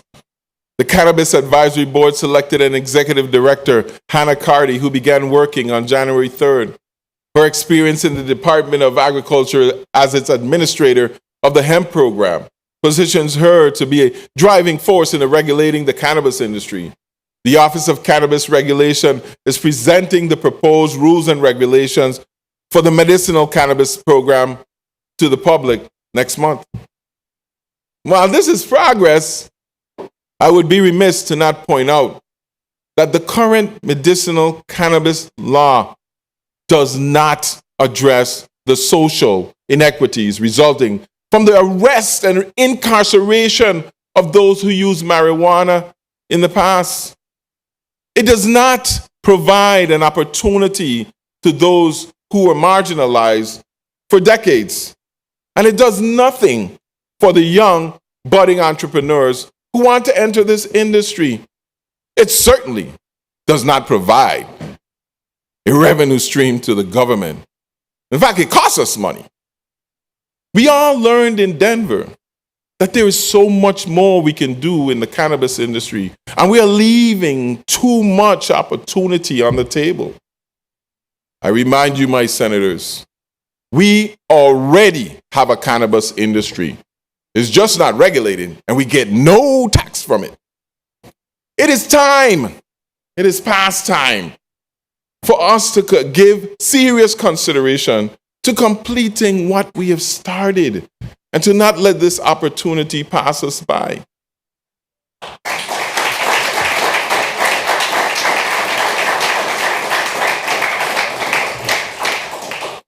The COVID-19 pandemic has without question disrupted the Virgin Islands Department of Education's normal operations and impacted the quality of teaching and learning for the past 3 school years.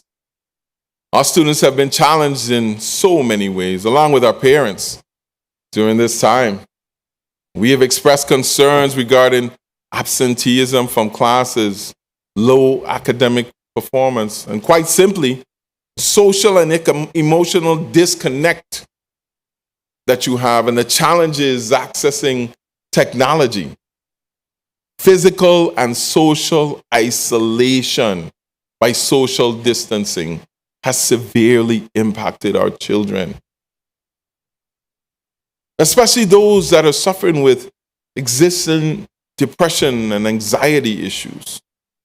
The department, however, has done its best to overcome these challenges and provide a quality learning experience for all our students. See, while COVID has been a distraction, it has not dominated all of our attention. Last year, the Ivana Dorican Central and Charlotte Amalie High Schools all received full accreditation for the next 7 years from the Middle States Commission on Higher Education.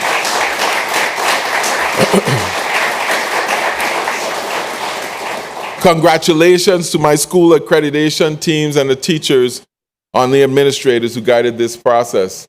This is indeed a major accomplishment. I know what you're asking. What happened to Complex? Well, the St. Croix Educational Complex will begin their re-accreditation process this school year.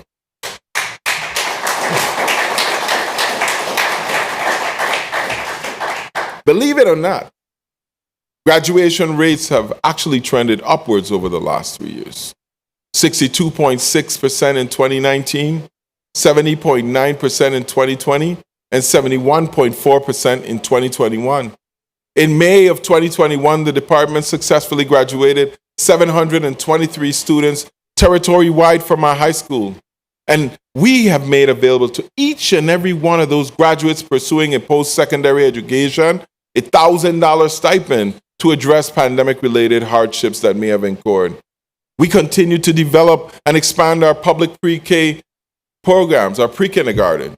To date, 8 pre-K classrooms are now fully operational, 6 of which were open during the current COVID-19 pandemic.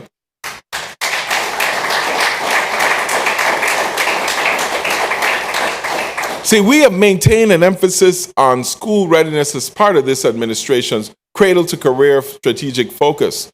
Lieutenant Governor Roach and I want to make sure that every child that enters our school system is duly prepared for success. I want to take this opportunity to congratulate 2 young aviation students, and Lord knows we need pilots, Carlos Alexander and Silius Gordon. They recently completed their first solo flights last October. They are part of the aviation program at our St. Croix Career and Technical Center. These young men are well on their ways to career as pilots and develop those skills right here through the opportunities made available by the Department of Education.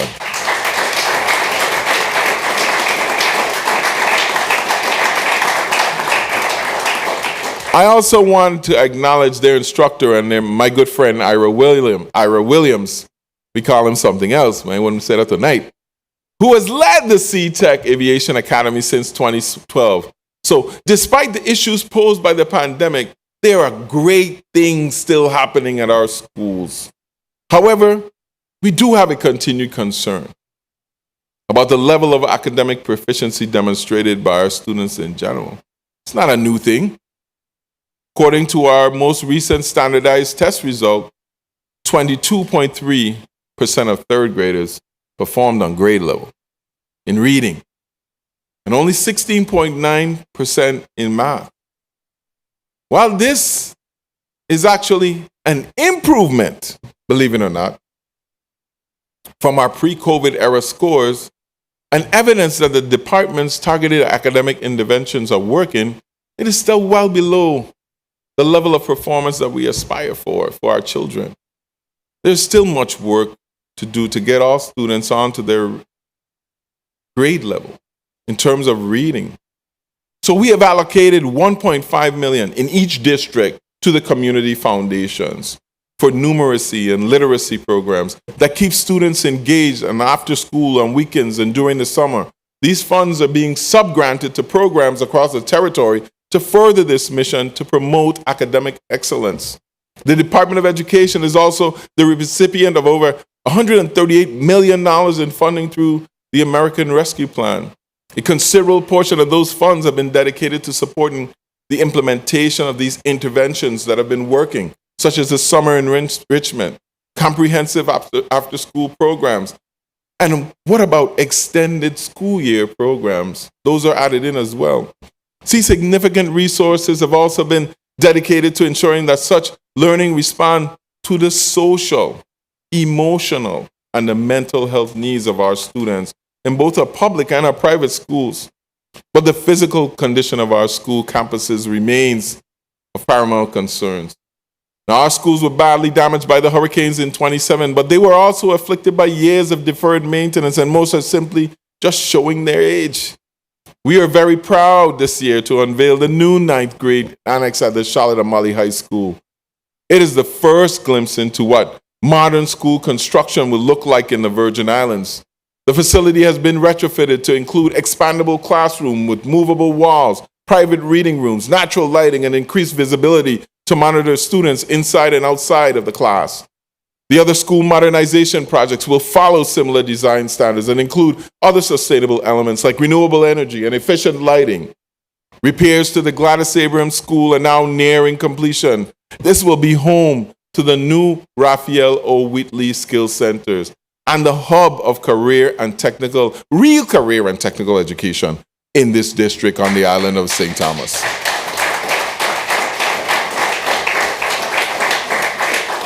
While awaiting FEMA's response on the level of repairs that will be allowable, the department has proceeded with the initial design for reconstruction or modernization of 5 schools: Charlotte Amalie High, Central High, Julius Sproul, BCB, Bertha Shebo Shelter, and Arthur Richards.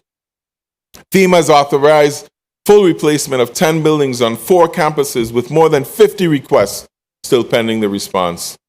But what FEMA did, they did approve the funding for a $242 million project for the rebuilding of Arthur A. Richards, a K-8 school on St. Croix. The contract for construction has already been awarded. The demolition of old Evelyn Williams Elementary School is in progress and makes the way for the brand new Arthur Richards. The new school is expected to break ground before the end of the year and makes the first complete school reconstruction since the storm. It will fully demonstrate the standards for new school construction established by the Department of Education's Master Facilities Plan. While virtual learning has continued for the 4th through 12th grade student populations, our students in pre-kindergarten through 3rd grade, special education, and our career and technical education students have been fully back to school since September of the school year. This semester, starting today, however, will mark the first time since the arrival of COVID that all public schools in the Virgin Islands will be open for in-person learning.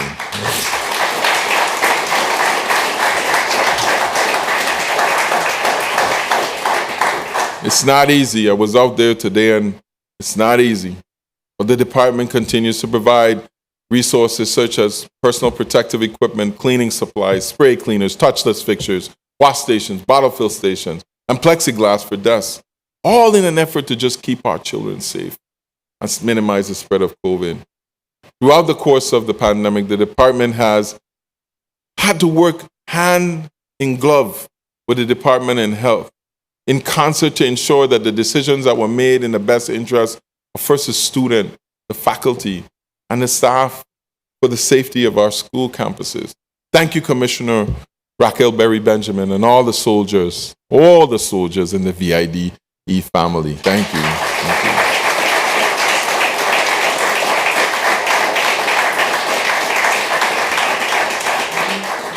We continue to invest in our workforce and our young people, especially those in hard-to-fill vacancies in our government.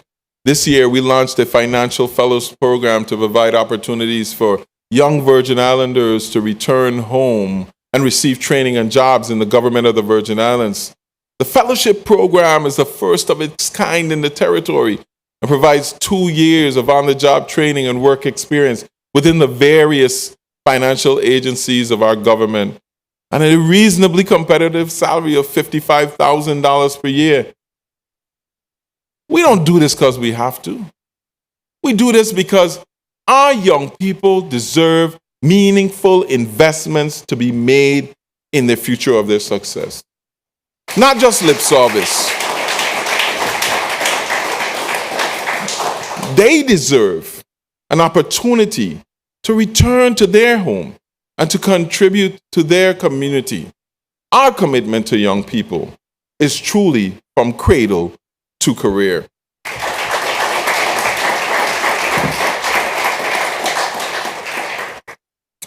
Now, in 2019, when I first addressed the Senate, I shared my desire to establish a long-term economic vision for the entire territory.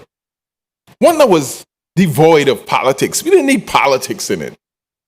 But this past year, the Virgin Islands Economic Development Authority unveiled Vision 2040. It's a community-based economic development and community revitalization plan. This plan lays out a 20-year economic strategy for the U.S. Virgin Islands. It's all encompassed in 8 aspirational goals that we all know and live that we need to achieve. Increase locally grown and sourced food. Become a blue economy research center. Forge new pathways in health and health sciences. Support our entrepreneurs and give them access to capital. Increase our population. Become a renewable energy community. Deliver a world-class education system. And optimize our tourism product through our culture. For those of you who had the opportunity to review the plan, you may have noticed that much of what I have discussed tonight revolves around supporting those 8 goals. It is our mission to continue to align the administration's policies with the goals embodied in Vision 2040. I want to thank the over 3,000 Virgin Islanders, both at home and abroad, that provided the input into this plan by participating in surveys and focus groups. It was truly a community-based effort that reflects the consensus of our diversified viewpoints. I thank Wayne Biggs and the EDA for bringing this effort together.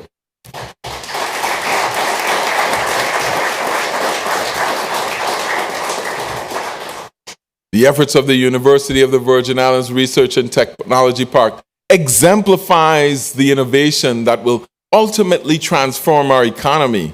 Within the last year, they have launched the Catalyst Fund, the Tech Village Development, a technology accelerator, and the Visa Plus talent recruitment site. Peter Chapman and his young talented staff continue to ably advance the vision of this administration.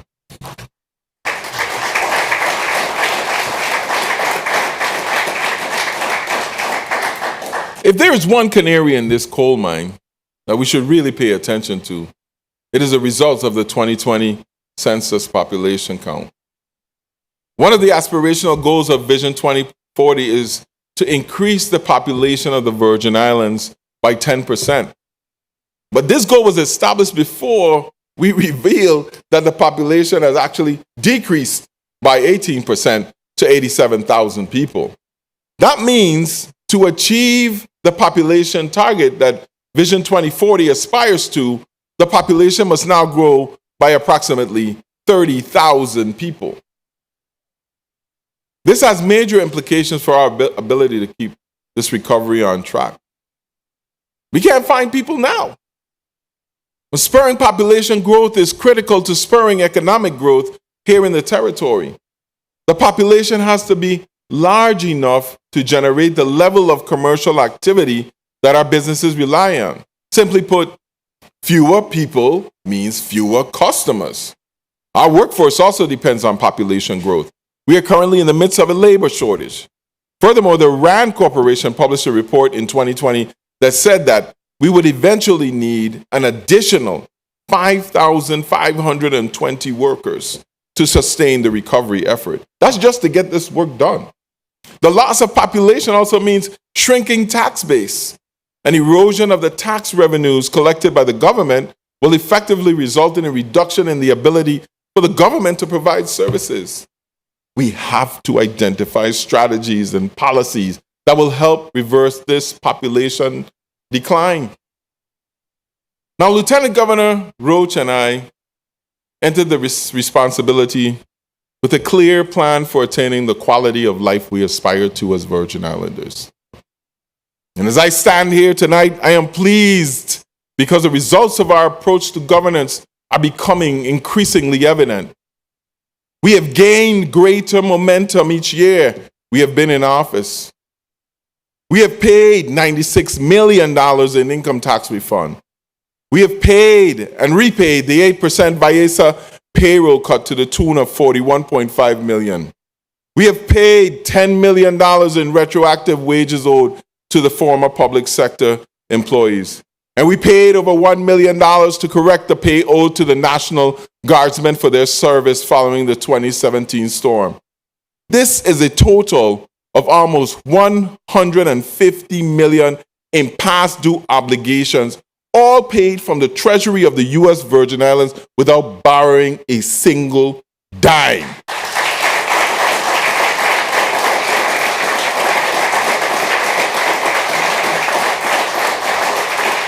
Ladies and gentlemen of the Virgin Islands and senators, that is what we have done together in just the last 12 months.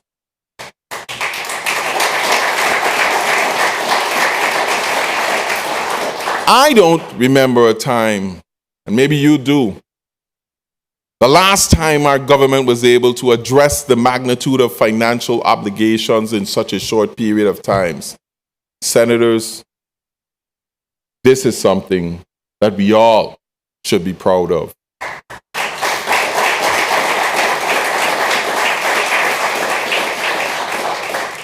Economies are cyclical, but our territory is undeniably on an upswing. Not even the headwinds of hurricanes and pandemics have deterred our progress. In fact, they have bolstered our resolve. They have strengthened our efforts and provided the resources that have spurred our initiatives. I do not speak to you this evening with rose-colored glasses. As I said earlier, there is still much work to be done. The social ills that have compromised our quality of life still require our dedicated focus and our attention. We are now confronted with new headwinds for our community, created by the rising cost of living and the hard-to-find housing driven by all of the inflation. Let us not be fooled. We are only at the beginning of our journey to sound footing. But we have stabilized the finances of our government and begun the serious work of diversifying our economy and strengthening our private sector. We are laying a solid foundation to our future. See, this is indeed an exciting time to be a Virgin Islander. There are wonderful opportunities permeating throughout our community. But to appreciate them, we must not succumb to the usual cynicism and pessimism realizing greater progress and increased prosperity is a community project. It's not something for us and them. We all must do our part as leaders and especially as citizens. See, we all want the best for the Virgin Islands. So, senators, if we put aside our personal ambitions and our individual agendas just long enough, we can achieve greater results for the people of the Virgin Islands. Lieutenant Governor Roach and I are confident of this. So let us move forward on a path together that builds on the trust that the people have placed in us to govern with competence and integrity. There is so much more that I left out of this speech.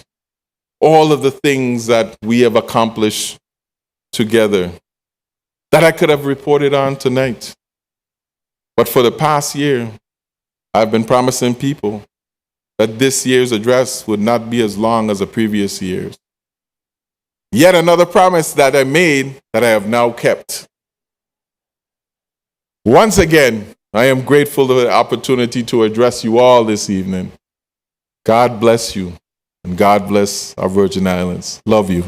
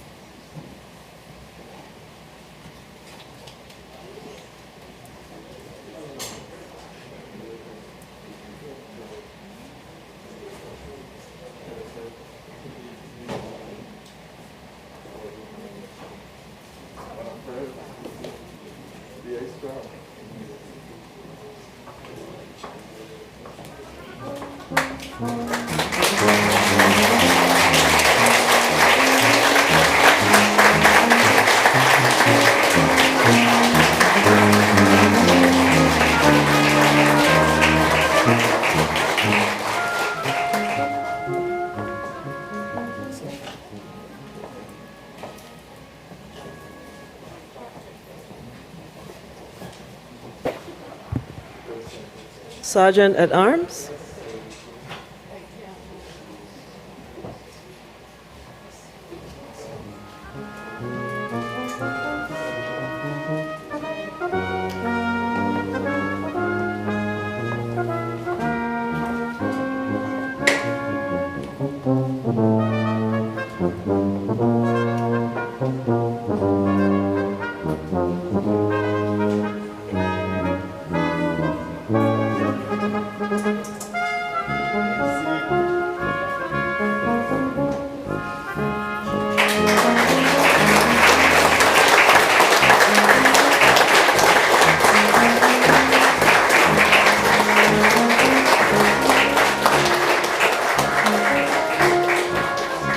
Sergeant at Arms, please escort the Chief Justice and the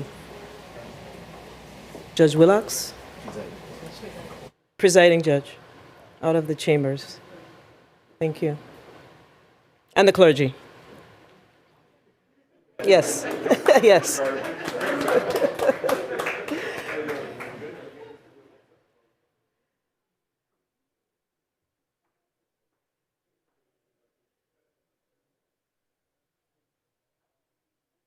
You may be seated.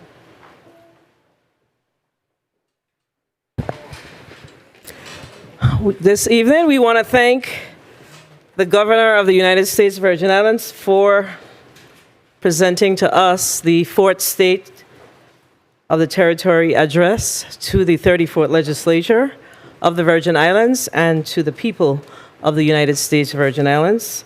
I want to give special thank yous to the Executive Director of the Legislature, Central Staff employees, and the Governor's team, and all individuals involved to ensure that we could have been here this evening.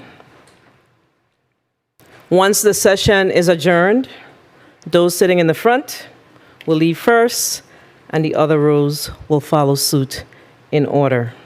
Please get home safely, and God bless you all. The legislative session of January 24th, 2022 is hereby adjourned.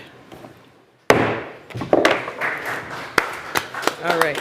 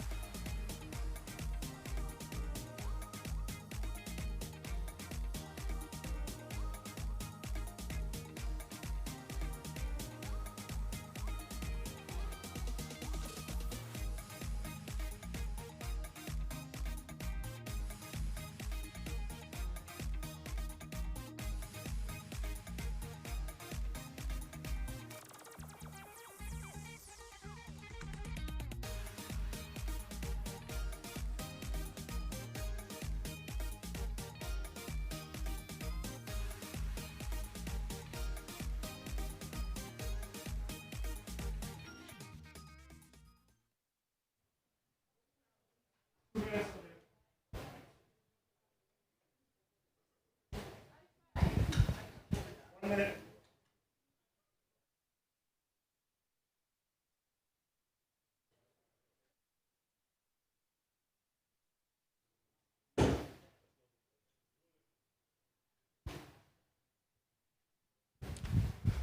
night, Madam President.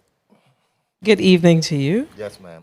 The governor said a lot tonight, but I was wondering, what's your impression overall?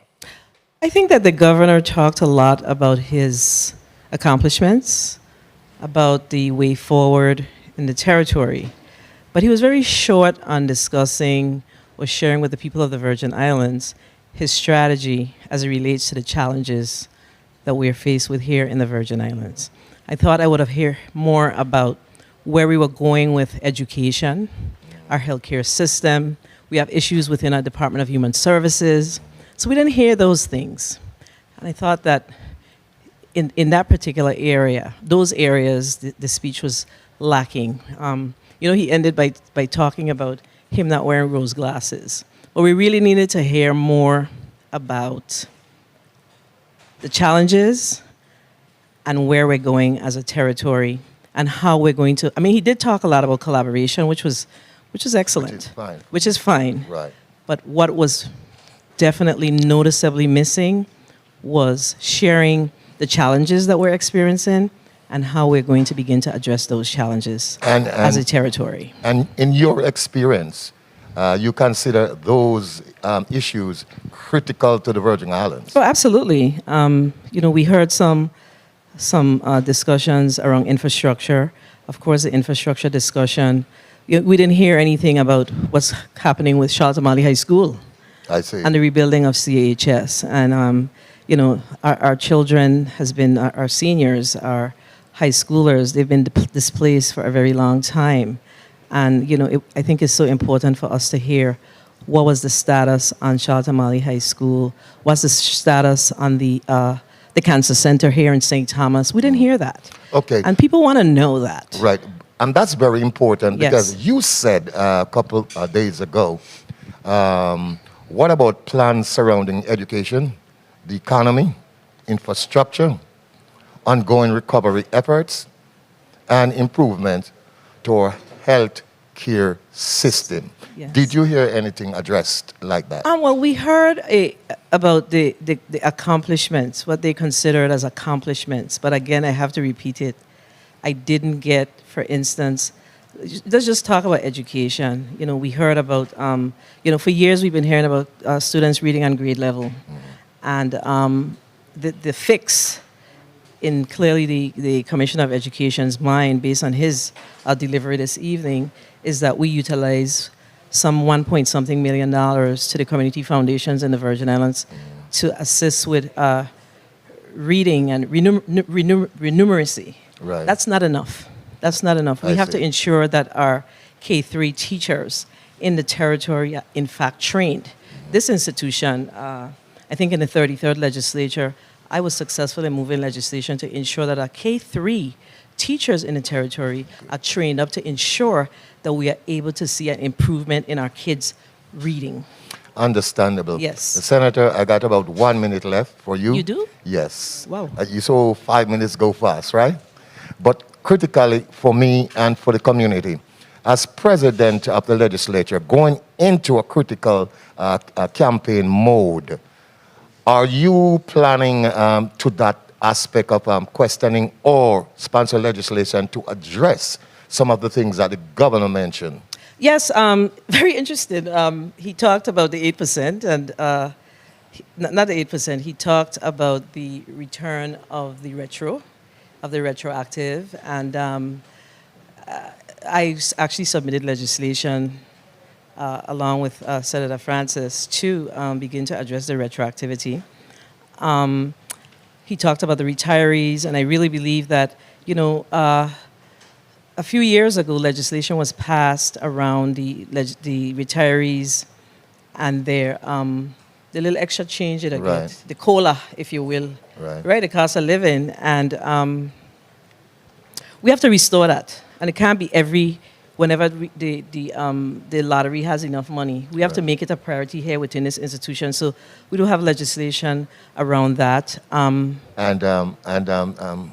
President, I know you're going to do what you said you're going to do, but I want to thank you very much for a well-run territorial address from the perspective of the Senate. Thank you very much. Thank you, and I appreciate that. And we look forward to continue to work with the governor because his speech was high on collaboration. See? And I look forward to collaborating with him along with my colleagues so we can truly, truly work on improving the lives of the people of the Virgin Islands and really setting aside our differences and focusing on why we're here as elected leaders. So thank you. Thank you, ma'am. Yes.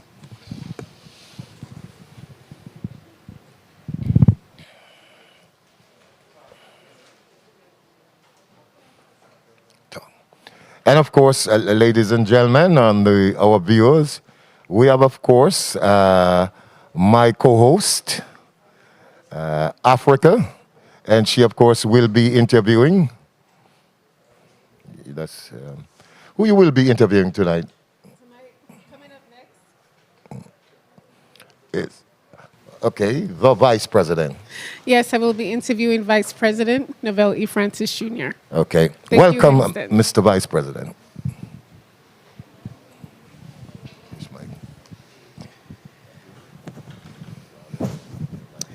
Senator Francis, how are you tonight? Good evening, Africa. I'm fine, thank you. How are you? I'm doing wonderful.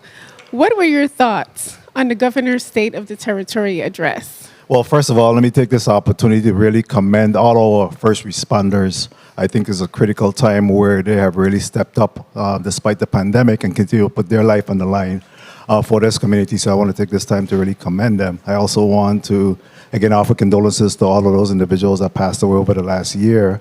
My comments to the governor's State of the Territory address, obviously, he's upbeat. He spoke a lot about some of his success story. I thought that he was a little bit light in respect to some of the challenges that we're experiencing. I think that the community were really hoping to hear from him how he intends to address those challenges that confront us.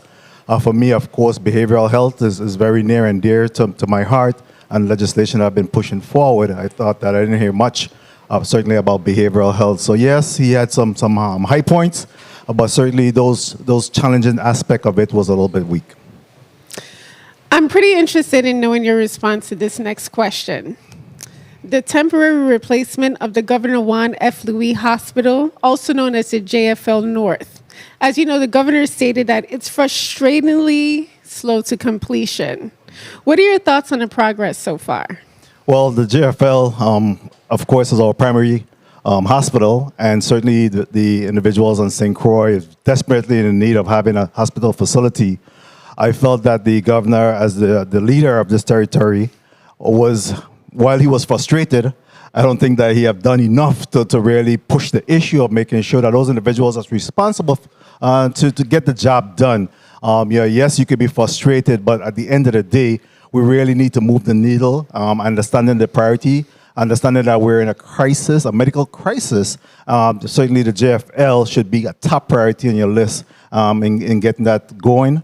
And, we have to remove the barriers that prevent us from being able to get the JFL North, opened and be available to the members of this community, St. Croix community, that is.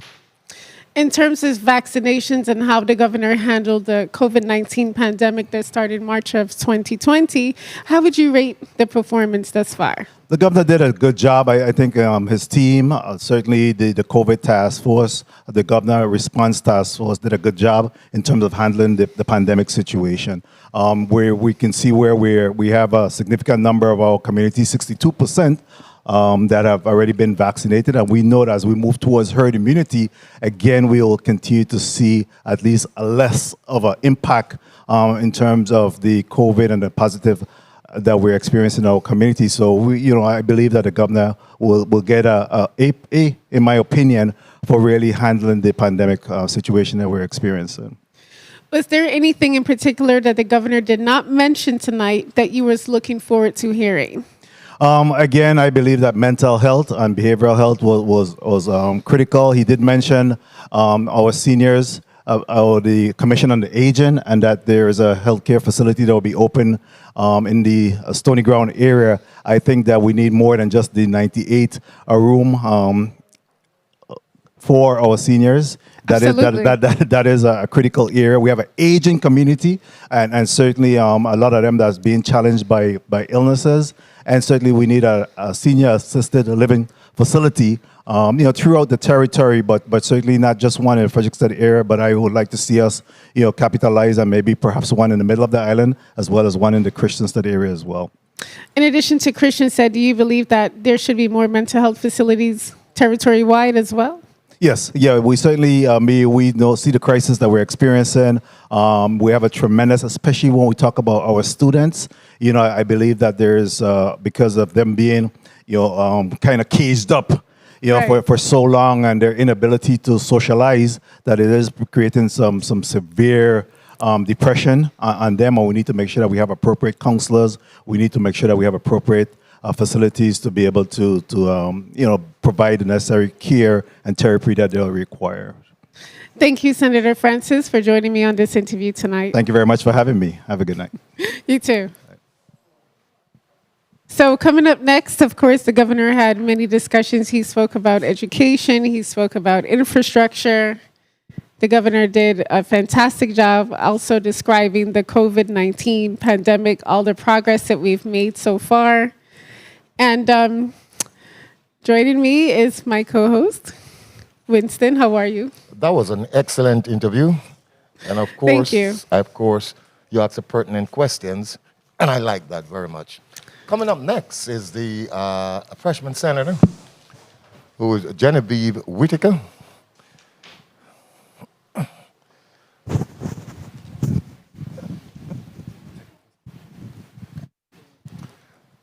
Of course,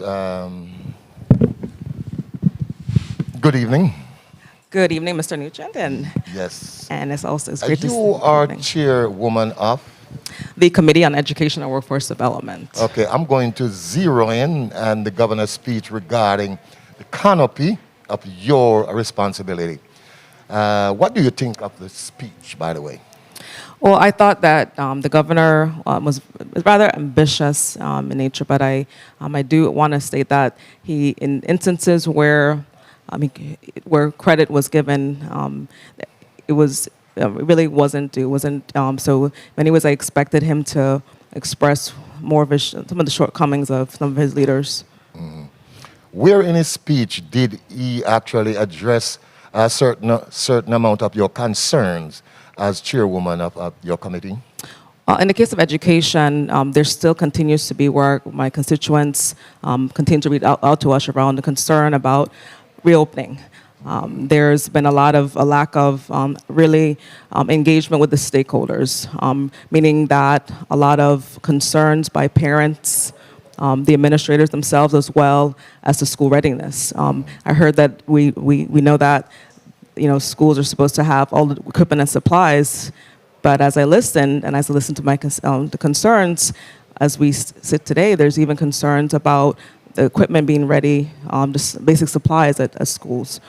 We have concerns about, we have water issues. We have a number of issues on the school campuses that, as school started this week, were not addressed. I read somewhere in the Daily News that for 2 years we have been experiencing the COVID pandemic. And that should have given the education department some leeway in terms of repairs. They are complaining that some schools are leaking.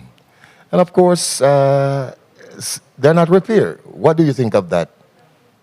Well, for me, it's been a journey of a year where asking for information about the progress, about the monies received from FEMA, about the COVID monies and the use of it. Those very same dollars should have been used to actually get persons to help ready the facilities. Learning loss, I've been covering that for months at a time, and through hearings and efforts to support students who have learning. And we heard tonight that our children at reading level are 22%. We also heard that they are at 16% at reading level for math. We have a crisis, and I've been speaking to the commissioner and her leadership team about the crisis. And why do you think this crisis came up? Is this a result of the COVID, or is it a lack from the education department participating in entities that school children could learn? It's twofold. It's both on the fact that the pandemic exacerbated, it only added to what was already a problem with curriculum and instruction in the context of, students being able to, who are falling behind. Even before the pandemic, we had students who weren't reading at the grade, reading and math grade level. And with that, I've engaged the commissioner over, providers. My biggest push is for after-school programming. And we have now, even monies that they are set to receive, and they have received to drive down intervention.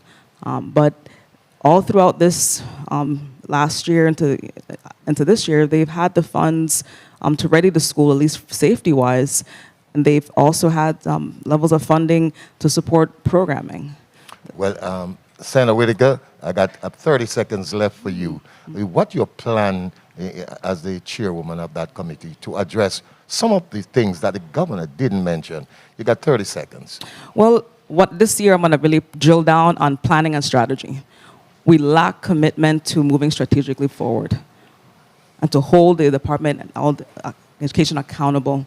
And I'll do that by driving home the need to, for one, submit to this legislature several plans as it pertains to all the legislation, particularly the dropout prevention plan that has yet to arrive here. Mm-hmm. The school accountability report that requires facilities to be managed and maintained. Yeah. And we're going to continue to drive that home along with my committee members. Thank you very much, Senator. And I want to tell you that I appreciate the fact that you are doing these things for the children. And of course, I want to say best for the rest of the year. Thank you. You're welcome. Thank you. Good night. Yes. And once again, I'm bringing in back my host, Africa. And Africa, tell me who you have coming up next. Who I have coming up next is our Senate Majority Leader, Senator Marvin Blyden. Okay, I want to welcome Senator Blyden to the mic. Senator, how are you tonight? Hi, Africa. I'm good. I'm blessed. And yourself? I'm doing pretty well. So what were your thoughts on the governor's speech? It was a pretty upbeat speech. Very promising. Very optimistic, but all in all, it was an upbeat speech, basically. Yeah, definitely had a lot of positives in there. But I would like to speak to you specifically about the housing. As you know, that the housing industry was strong as sales territory-wide, had a growth rate of 31%. However, due to the COVID-19 pandemic, of course, the sales were affected. What are your thoughts on the governor's mitigating the COVID-19 pandemic by making and having a lot more vaccines available to the public? Do you think that through the mitigation efforts, if the housing market will now regain and grow again? Well, I honestly believe that the housing market here in the territory continues to grow rapidly. I see a lot of movement. You see a lot of construction and development every single day in every neighborhood. So despite the pandemic, it's slowed down a little, yes, but I believe it will rebound and continue to grow here in the territory. It's a good market to basically build in. I would also like to get your opinion on the Envision program. How would you rate it? 1 being poor and 10 being the highest, meaning excellent. Well, the Envision or ERAP, Emergency Rental Assistance Program. The Envision program, I'll say probably a 6. But the ERAP program, I'll give it a 4 to a 5. Reason being, many individuals call my office on a regular basis, and since the moratorium have expired December 31st, I believe I will be reaching out to the governor to extend a moratorium for the next 30 to 45 days. Reason being, there are many people in our program who have gone through the process, have gotten paid, but still they are not finished with the process, and they're in the process of being evicted because I get calls on a regular basis. So it's critical that we assist those individuals, because what it does, it helps with the pandemic in terms of them not having to go and live with other individuals or other family members, which helps to spread the disease. So I think it's important that we extend a moratorium, and not only for renters, but also for homeowners also, because there are other programs that help our homeowners during these difficult times. So it's critical that we really extend a moratorium, and I'll be reaching out to the governor in that respect. In previous legislatures that you've served, I had an opportunity to attend many of the housing tours that you've done.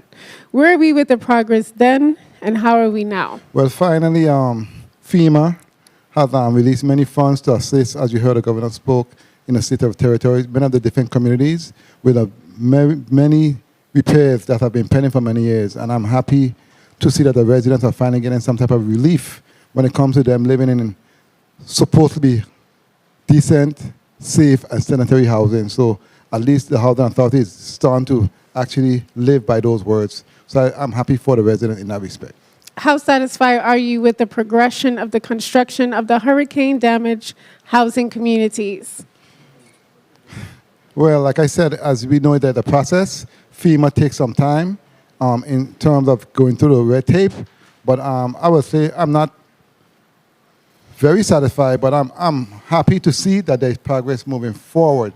And I'm happy to see that within those progress, many of the locals are getting work. Many of my contractors are getting work. So I'm happy to see, all in all, development and work being done to assure that our residents are in safe, sanitary, decent housing.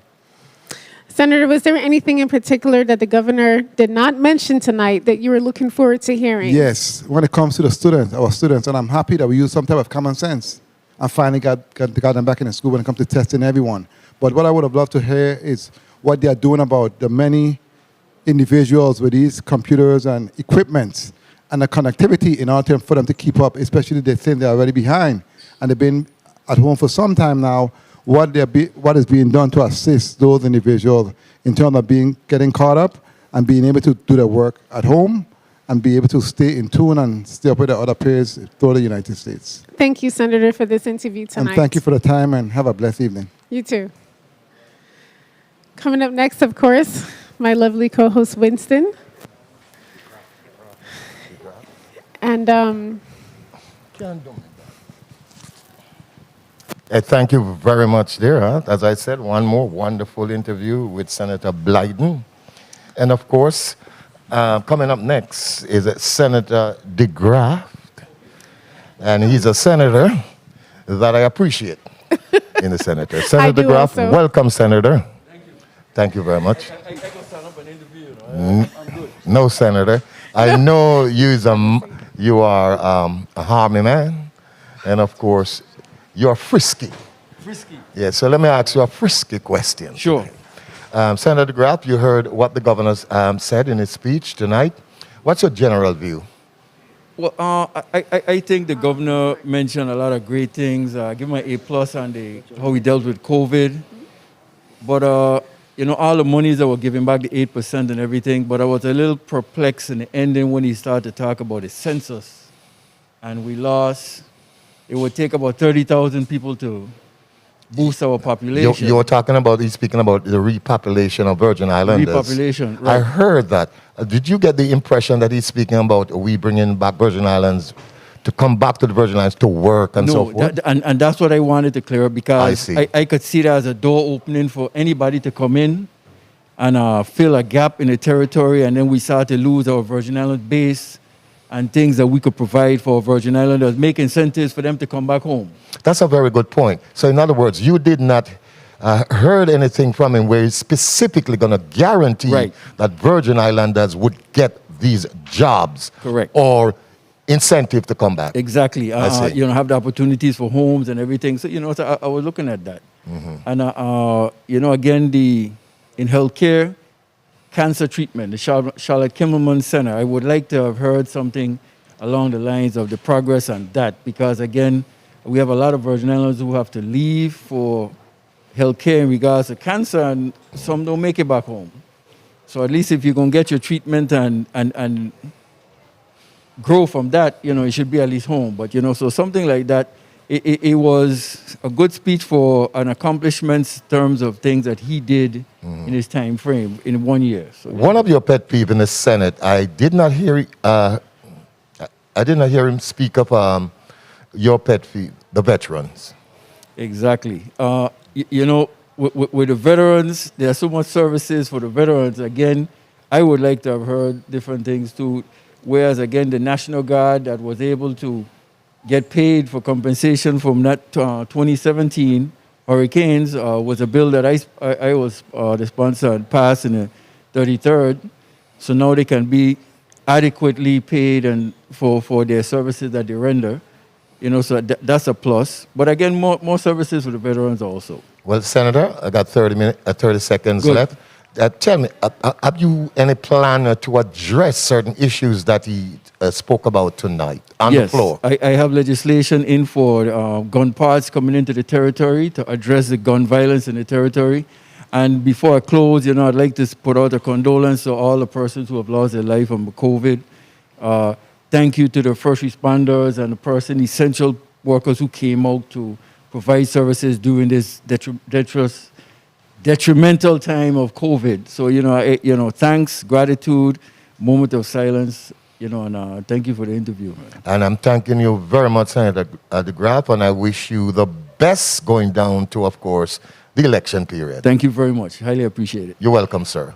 And once again, of course, I have Africa here coming this time. Excellent interview, Winston. And who do you have this time, Africa? Coming up next, we have Senator Alma Francis Heiliger. Oh, the freshman senator, of course, the voice. Welcome, Senator Heiliger. Yes, ma'am. I make a mistake. Senator, welcome. How are you tonight? Good evening. Good evening. I'm pretty okay. So what were your thoughts on the governor's speech? Well, I think for me this evening, I do appreciate all the things the governor did share as to our accomplishments. But overall, I think it was a lot of fluff. And I really thought that we needed to dive in to a lot of more things that really had to deal with what the people of this territory is interested about. Specifically, like what? Well, there were several things that I really wanted to hear in depth about. For example, we have been blessed to have gotten $750 million as it relates to COVID funds. I really wanted to hear a lot more as to how we as a people and him as the governor would be investing and really putting out this $500 million of ARA funds. I want to definitely thank all the people during this pandemic that went out that will be sharing a part of the $40 million that we're going to be giving to public and private sector individuals that really came to the call of duty during that time period. But at the end of the day, I have to really pay attention to what's happening to our residents. And there was a lot more things I really wanted to hear. Certain things he talked about in the State of the Territory. For example, he mentioned a section where he said that we potentially need to go do a refinance to go and pay VTOL more money. Listen, that literally put me in shock. Because we got a scathing report from the Inspector General as to a potential situation where over $100 million we had issues with that contract. There's a lot of issues around that contract. So as a representative of the people, I don't see myself just jumping in and saying, hey, let's go refinance to pay them without us really getting an opportunity to investigate as a body what happened with all that money. Well, if refinancing is not the answer, then what is? The answer for me is at the end of the day, we were supposed to have a committee of the whole on the 11th of this month, which has been postponed. And I'm looking forward to have that conversation about that scathing VTOL report. Because at the end of the day, I have to understand where the people's money went. I am not going to say our solution is to go refinance, to go give them money, when there could have been activities involved in that could have taken away from the very way the people of this territory have been paying their bills, and potential savings could be realized because of it. Moving away from that topic a little bit, something new and exciting is happening. Soon we will be returning to in-person learning for the educators. So what do you think about that? Well, I have a 9th grader in my household. That has been an interesting experience with her dealing with virtual schooling. And I saw the benefits of it, but I also saw the distractions of it and her need to be in school with peers and having direct learning. And I am looking forward to our students do heading back to the classroom, but in a safe way. As you saw over the weekend, they had to deal with COVID testing and going through the process, and thousands of students were tested. You know, in my office, we got a lot of calls from constituents very concerned about the process and the long waits. And, you know, I thought personally it could have been started a little bit early and broken up a little bit more. Because, like, for example, with my niece who lives with me, there was almost 600 students showing up for her one day. So it was an interesting situation. But all in all, you know, as the students got tested, I got back the results via email. It was an interesting process. But I think heading back to the classroom, I think would be positive for these children. Senator, thank you so much for your take on the governor's speech tonight. Definitely. And thank you so much. You're welcome. Have a good night. Have a blessed evening. So coming up next, we have Winston. I want to thank you one more time again for that wonderful interview. And who do you have coming up next? I have the freshman senator from Frederickstead, the one and only Senator Johnson, Frankie Johnson. I look forward to hearing your interview. Yes. And of course, as you know, he's a fiery senator. Oh, absolutely. Yes, he is. And he's building up a reputation in St. Croix right now that you can rely on him. Senator Frankie Johnson. Let's see. Go ahead. He's behind you.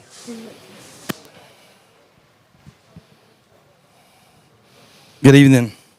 Good evening, Senator Johnson.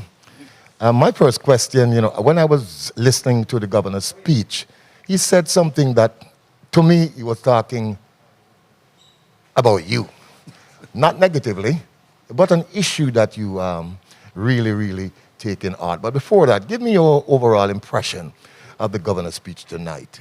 Good evening again to you, and good evening to the people of the territory. The governor was very upbeat, but I still feel there was a lot left out. And there's one thing that brought great concern to me, that thing about population growth.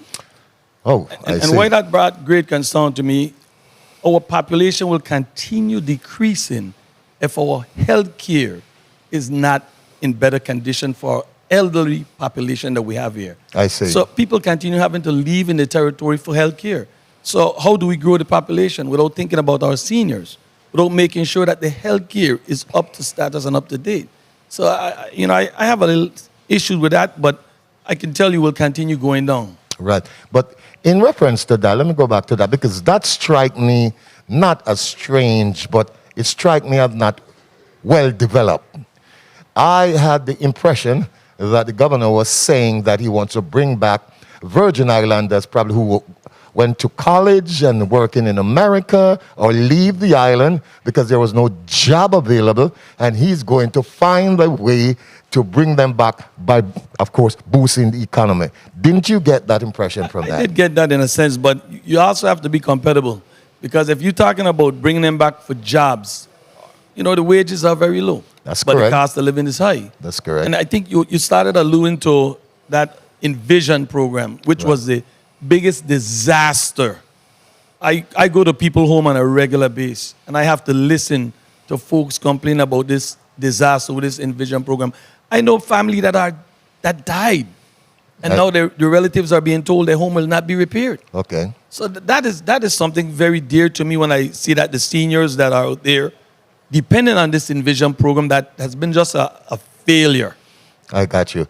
I have one minute for you, but I want to ask you this question. You heard him speak about the petroleum oil refinery coming back. What did you think of that? It's a good, and it has its mixed picture to it, because the people that live on the western end of the island is continuously complaining about the pollution, and if it's not done right, with everything in place to make sure that the people are protected from any exposure, I'm not in support of it. I see. So we definitely got to make sure that DPNR and all of those have all the air quality control monitors and everything in place. And without that, I won't support that initiative at all. I happen to live on the west, so I have to feel a brunt of that pollution. So in other words, I suppose you're going to monitor this as a sitting senator. Definitely will be monitoring and paying attention to it. Okay. One of the things that I felt, he didn't even discuss the Bureau of Correction. The area that I came from, when you listen to the people in blue who work there, Yes. they're going through a rough time in that place. And not to mention the prisoners who are in that bad condition. It's very serious. And those are things that I wanted to hear about. What's his take, what action, and what direction he's going to go with bringing that place back under control. Very important point, and I want to thank you very much, Senator Johnson, and I'm looking forward to hear your voice of choice in the Senate for the next 2 years. Most definitely. It's a pleasure seeing you here again tonight. Thank you, sir. Thank you very much. And of course, as you said, Senator Johnson is from the west of Frederiksted, and of course, Africa. Welcome back again. Thank you, And whom Winston. do you have this time? Coming up next, we have our freshman senator, Carla Joseph. Carla Joseph. Okay, yes, Miss Carla Joseph. Welcome, Senator Joseph. And of course, she is, in course, a freshman. Absolutely. Yes. Senator, thank you so much for joining us tonight. How are you doing? I am really thankful for this opportunity to be here and to again hear the second State of the Territory address by Governor Albert Bryan Jr. No, it was not his second. I do believe it's his fourth. Well, this is for me the Okay. second being here as a senator. So yes, this is I see. his fourth I see. in his first term, but for me being in the well as an elected official, this is my second. Now, speaking of his State of the Territory address, what were your thoughts on it? I thought he was very vivacious in his delivery. He maintained a lot of eye contact. He stressed on some of the important points, like his partnership with the legislature to be able to pay the 8% increase, to pay out a number of tax returns to our people. I really appreciated that, as well as a lot of road projects that have been funded by this body, and I've co-sponsored some of those, and the RT Park. I've given great kudos on being able to talk about partnerships and working together with the legislative body to get things done. Absolutely. Now, you are a champion for the aging. What were your thoughts on the governor's speech as it pertains to the aging population? Well, I'm a champion for not only the aging, but for the young people, our young people. Well, the aging population, he didn't go in depth on a lot of the things that I know is really plaguing our aging population. Of course, healthcare is there, but also we really are in need of skilled nursing facility, assisted nursing facilities, home health care. He did mention that they're looking at beefing up their retention and recruitment effort of healthcare professionals. So that was good. That helps with the other demographic idea, which is young people, to assure that we're providing those level of opportunities for our young people to flourish and be productive citizens here while we march forward into this century. In addition to being a strong advocate for the aging population and the young people, like you just mentioned, in terms of the vocational school studies and the academia studies, what were your thoughts on the governor's speech as it pertains to those topics? I think he was a little bit vague in how that should occur. Coming from my background being a vocational principle, if you would put that in perspective, providing second opportunities for our young people to earn their high school diplomas as well as construction certification or career pathway certification. It's critical that we start in the schools, in the high schools, get our young people certified and then move them straight into jobs that are available.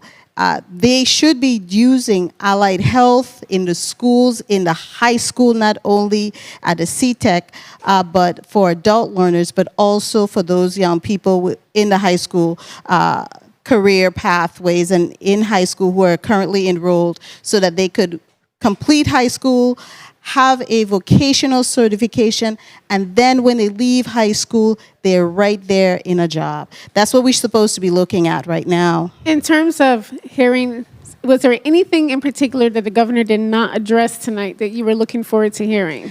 Yes, and that surrounds agriculture. I heard nothing about agriculture. And for me, agriculture wasn't one of my major platform pieces, but it was so silent.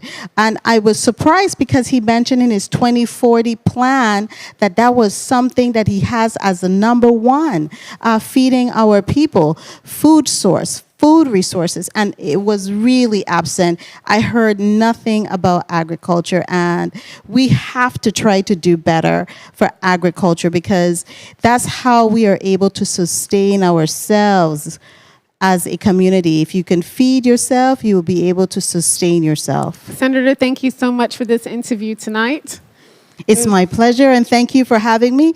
And I want to, before I go, I want to definitely say kudos and huge thank you to all our first responders, all our nurses, doctors, CNAs, healthcare professionals for the hard work that you do, and also to all of our teachers and students. I really know that this is a really difficult time for us as a community, as a nation, but we have to press on regardless. Thank you so much, Senator. Thank you. Coming up next, we have Senator Samuel Carrion.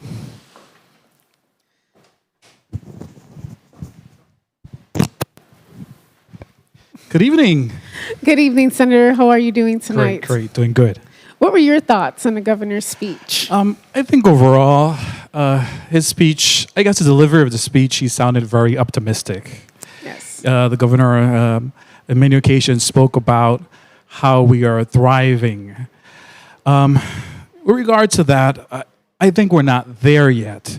So I wouldn't clearly use the word thriving. I think, when we still have the percentage that we have of children living in families in the poverty level, which is above 20%.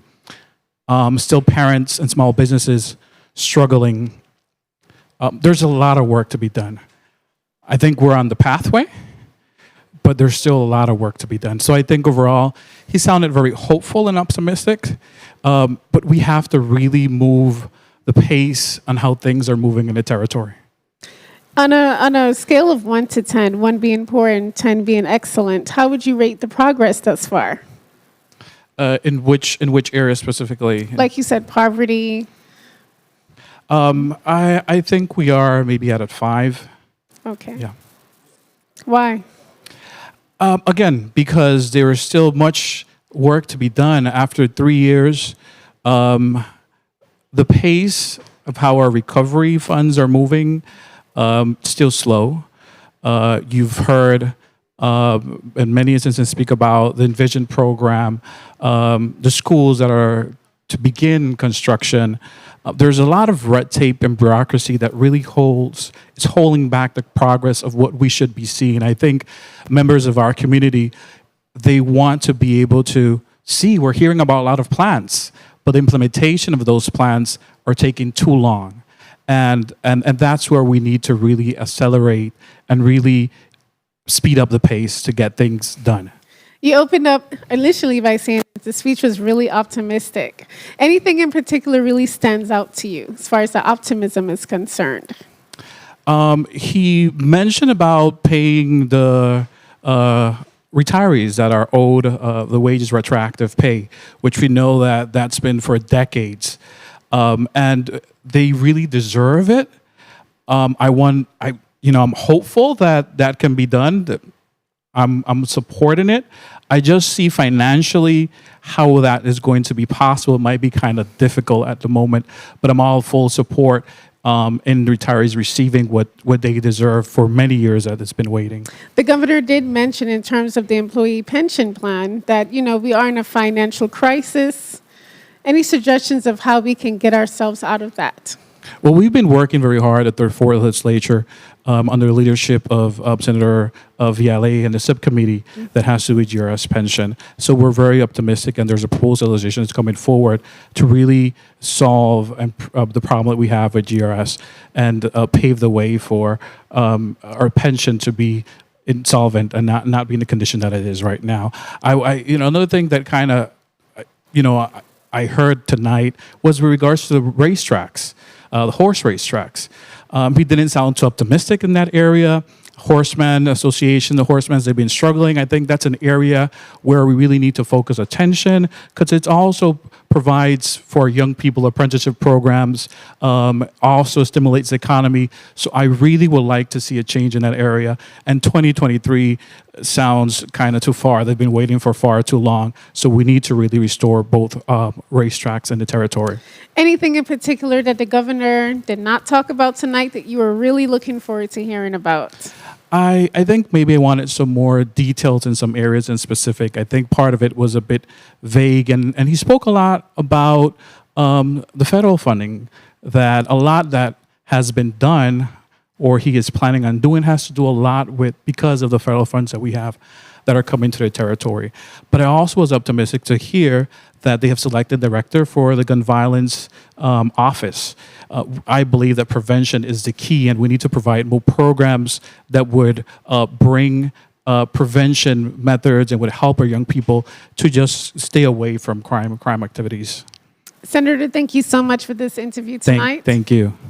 Coming up next, of course, we have Winston. And thank you, Senator Carrion. And of course, I want to thank you for giving me that little break that I needed some water. So I'm glad you take. Well, I'm definitely glad that you're nice and refreshed. Who are you interviewing next? I am interviewing right now. Coming up is the Senator at Large, Okay. Senator Payne. I look forward to hearing your interview. Of course, definitely.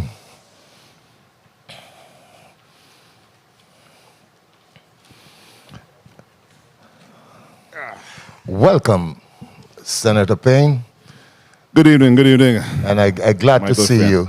Glad to see you as well. And every time I see you, I said, this gentleman is bigger than me. So I guess I'm going to have to, relax myself.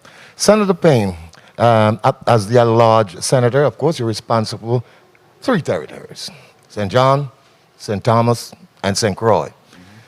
What's your general opinion tonight of the governor's territorial speech? My general opinion was that the governor's speech was upbeat, and it was one of overcoming.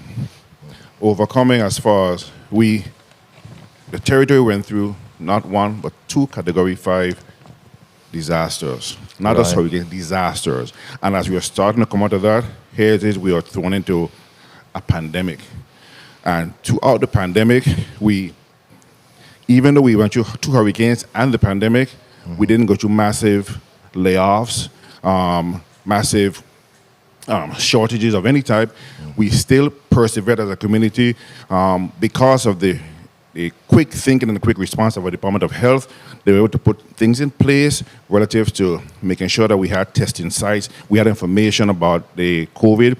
We even participated in the worldwide shutdown to ensure that Virgin Islands, the health of Virgin Islands and the lives were actually spared. I feel if this wasn't done, we would have been in a more disturbing place than we are now. Understandable, Senator. Of course, I get indication that I have 2 minutes with you left. But I want to read something because I know you have addressed this issue during your committees and so forth. The governor said, VIPD has revamped and expanded the recruitment strategy, while the department has seen the hiring of 63 new employees, including police officers, police auxiliary, community service officer, and key civilian staff. It is in need of hundreds of officers territory-wide. What do you think of that? Yes, I'm actually, I'm proud to say tonight that the person he has in charge, Ray Martinez, was my choice from day one. I see. He has a plan. He came into the job with a plan. He's implemented that plan, and he brought it to his management team, and they passed it on to the officers and the supervisors, and they're actually carrying out the plan throughout the community. We had a meeting about 2 or 3 weeks ago, and we spoke about recruiting young people into the police department as drone pilots. All the facets of technology that they have within the department will be it's very attractive to young people, and that's the avenue he's utilizing towards getting young people to actually join the police department. Well, Senator, I give you 5 seconds, and I want you to say, of course, I like your tenacity when you're speaking on the floor, and of course, I want to say good wishes for the rest of the Senate. Thank you very much. And to the Virgin Islands people, Happy New Year. God bless you all. And I look forward to seeing you all and help you all address your concerns throughout the territory for the remainder of my time here while I'm here. Thank you very much. Senator at Large. Definitely. Senator Pleasure seeing you again, my friend. Yes, sir. It's my pleasure. All the best. Yes, sir. And of course, once again, Africa, you're coming up with whom this time? Yes, Winston, I'm definitely looking forward to interviewing Senator Milton E. Potter. Okay, Senator Potter. Let me tell you something about Senator Potter. He's the brother of my favorite College of the Virgin Islands classmate, Senator Potter. Yeah, you know which senator I'm talking, Osbert Potter. Here comes Senator Potter. Yes. Very good, Senator. Senator Potter, welcome. How are you doing this evening? Whatever you're comfortable with. I'm doing great, thanks. How are you doing? I'm doing pretty good. So what are your thoughts on the governor's speech? The governor is pretty typical. I think you give a State of the Territory speech that is optimistic, that looks at the glass as being half full rather than half empty.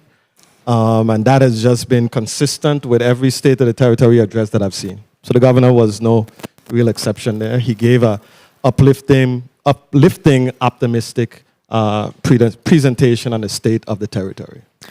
One of the things that the governor spoke about was he stated that 54,175 Virgin Islanders are vaccinated, which represents 62% of the population as regards to the census 2020. So what are your thoughts on that? I would like to see the number higher. I think the reduction in the census probably propped the number up a little bit. But I think ultimately the key to us successfully navigating our way through this pandemic is for more Virgin Islanders to be vaccinated. I know that's a controversial. It is controversial, but but if you could speak that's to my those who are unvaccinated, what message would you share? Well, I can tell you, who feels it knows it. My brother died as a result of COVID-19 last year. He was fit. He was, I expected to grow old in a family with my brother, and we lost him, and he was opposed to being vaccinated. 4 weeks later, my brother was dead of COVID-19. So, I mean, it's no hype. It is direct experience, and I would just hope that, you know, people of the Virgin Islands don't have to learn a tough lesson, and they go out and they protect themselves. One of the things in the governor's speech was he talked about the enormous unfunded liability of the employee pension system. He stated that we are in a financial crisis regarding that particular subject. What are your thoughts on that? It's true. The system is on the verge of collapse. It's no secret. We've been there for the last, 20, 30 years. We've been in this state. But I think that it is great that we had an opportunity to collaborate between the legislature, the governor of the Virgin Islands, the GRS, to all be on the same page from the inception. I think that it gives us an opportunity to collectively arrive at a solution. I think that is something that is going to be on the horizon, and we'll be able to alleviate the stress and anxiety that many of our senior citizens are living with right now with this new doom and gloom, the whole impending insolvency of the system. So this brings some hope, and I think it's a realistic opportunity for us to fix this system. The governor also mentioned that in October of 2021, the job market has definitely increased since then, about 95%. Of course, the COVID-19 pandemic definitely took a major hit on the job market in the U.S. Virgin Islands. How do you feel about where it is now? I think the governor has done a pretty steady job of balancing the economy versus health and safety and making adjustments along the way. It is good that the numbers have bounced back, the numbers of jobs that we lost. But I think one thing that he mentioned in the in presentation was that there was a need for some 5,000 plus persons to join the employment roles in order for us to be able to rebuild the territory post Hurricanes Irma and Maria. So although 95% of the jobs have returned, we still need a whole lot more to begin to do justice to the recovery process. Was there anything in particular that the governor did not mention tonight that you were looking forward to hearing? Did the governor not mention that I looked for? I definitely would have liked him to speak a little bit more about agriculture, where we are. He spoke about the crisis that we're experiencing with the supply chain issues. I think that what it suggests is that we need to put a dent on the food that we import here on the territory and do a much better job. We import like 98% of the foods, and if we could reduce that number to 70%, I think it would put the Virgin Islands in a much more secure position. Senator, thank you so much for doing this with me tonight. You're welcome. The time ran out already? That was quick. Time is up. Thank you very much. You're welcome. Coming up, of course, we have Winston. Thank you very much, Senator Potter. And yes. And of course, Africa, I wanted to tell you something very much. Senator Potter's brother, former Senator Hosbert Potter, and I went to the College of the Virgin Islands. Oh, wow. Surprisingly, when I'm listening to now Senator Potter, I'm hearing then Senator Potter. Their voices are the same. Absolutely. Yes. Who do you have coming up next? I have coming up the chairman of the Finance Committee. Oh, this is going to be St. Croix Senator Kurt Vile. Yes. And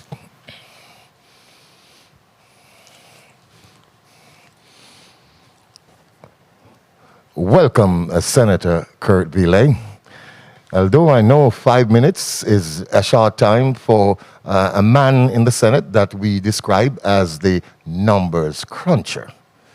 Senator Kurt Vile, I have one question to ask you, but before I ask you, what is your general impression of the governor's speech tonight? Good evening, Winston, and welcome back.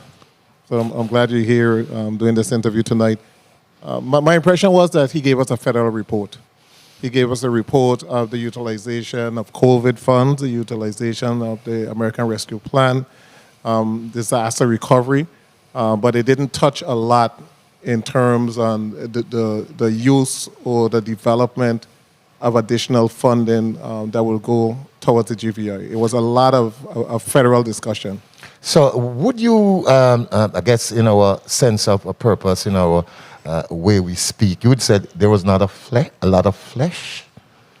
It was a pure federal discussion. There were some specific areas that I was looking for that was absent after discussion. There was no discussion of mental health. There was no discussion of homelessness. The discussion in reference to education was very vague. We were going to build a school for $242 million. There was no discussion of the learning gap. There was no discussion. Before you go into that, because I quote you, you said something in the Daily News, I think today, where you said education and affordable housing is one of your concern. And I quote you, you said, you like to hear how the Department of Education will address the learning gap. What do you mean by that? Specifically, we have lost quite a number of students. If you go through the various neighborhoods, especially the high schoolers, a number of students have dropped out of school.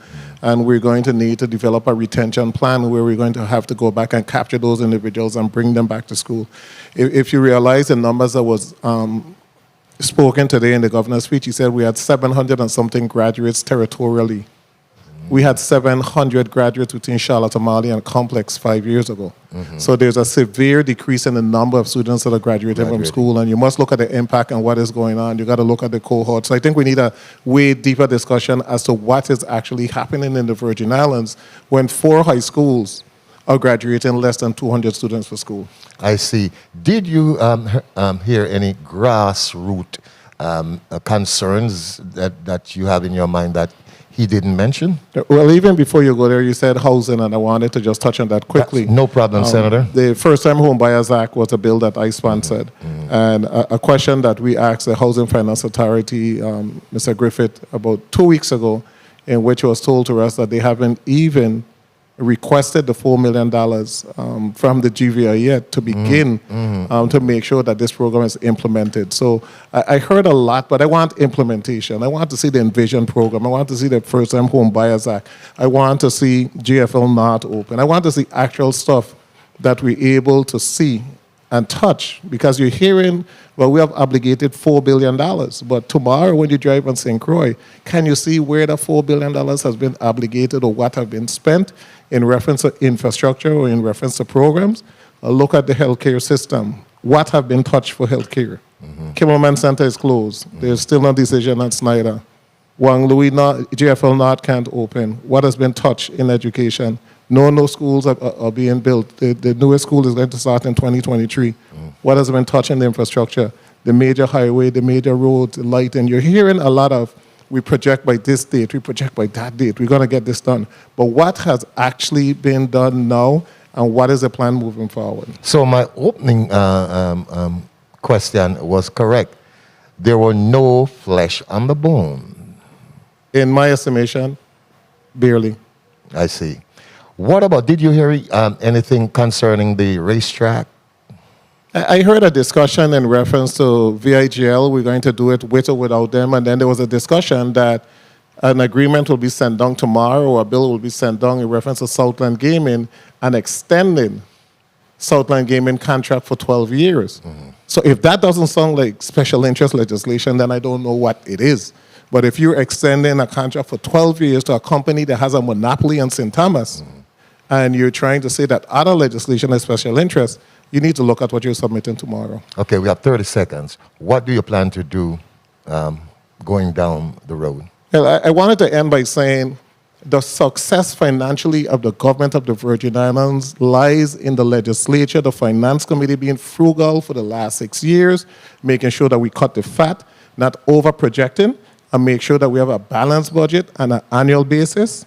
And the work of the 31st, 32nd, 33rd, and now the 34th need to be looked at. The tough measures that were passed to raise monies need to be looked at. Well, Senator Kurt Billing, I want to thank you very much, and of course, always articulate, and I appreciate your effort. And thank you so much, and thanks for the work that you're doing. Yes, sir. Thank you very much. And of course, I have Senator Sarro.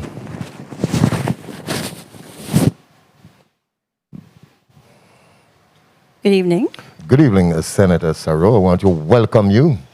I have a quotation that you mentioned, but before I go into that, just give me your general opinion or your general view of the governor's speech tonight. I mean, COVID has touched almost every agency, but let's look at the Department of Health, for example. The Department of Health, they're the lead on the COVID task force, but everything cannot be COVID.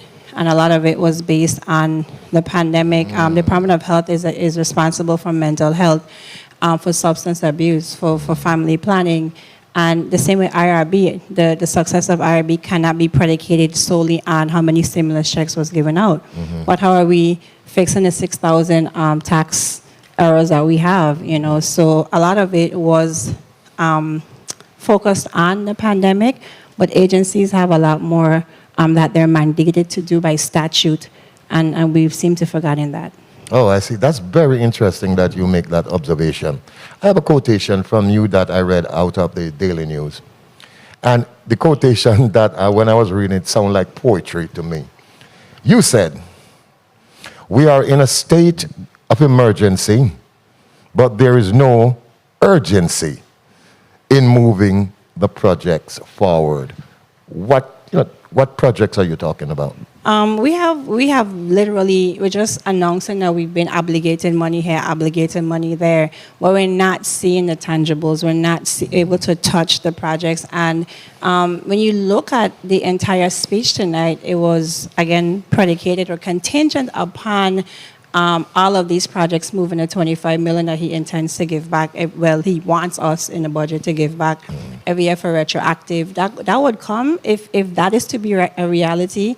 We have to kickstart our economy. Our economy is a false economy right now because of the massive influx in federal dollars. When that has ended, how have we rebuilt our infrastructure to remain sustainable and to be competitive within the region? You know, look at tourism. We talk about all these accolades of tourism and, you know, the growing number of overnight passengers. But we have yet to finish our airport upgrades. Our Venus Plaza is a problem. We have the $4 million for well, actually it was like 10.6 million for Fisherman Aid, and about 650,000 was allocated for underwater sculptures. That has not been done at the 4-year mark. So the economy looks good based on the massive influx of the $8 billion in the federal funds plus the pandemic funds, but we cannot measure our success like that. What are we doing to just rebuild the infrastructure? And there's a state of emergency, and he comes every 2 or 3 months asking for an extension. That means that the procurement processes should be expedited. Good observation in that context. As usual, you are very researched. Yes. And of course, I like your projection in terms of that factor. So, Senator Sorrow, I wish you the best for the rest of the going down towards re-election. And of course, I'm looking forward to hear you back on the floor. Thank you so much. Yes, Have a good evening. And thank you very much, Thank Senator. you. Yes. And of course, Africa is back. Thank you for that wonderful interview. I guess this is the... Yes, it is. I think that tonight was really fruitful in terms of getting the senators' reactions to the governor's speech. We definitely spoke about the GERS pension system. We spoke about agriculture. One of the things that some of them were saying that the governor did not talk about. What were some of the things that you learned? Well, of course, I asked my question based upon, I take a quick read of the governor presentation because I finally get in the last minute a copy. So I scanned it very much, and I figured what I wanted to hear from them in terms of what they've been saying even before and what I think they were looking for. Winston, you can't give away all our secrets. Well, it's not a secret. Well, I could give it a secret, so nobody gonna do me anything now. But I want to tell you it was my pleasure speaking with you again, and of course, working with you. Pleasure to work with you again. Thank you for coming out of retirement to join me tonight. That's no problem. And of course, I am Winston Nugent. And I'm Africa Harrigan. Thank you for watching. And I wish the people a very good night.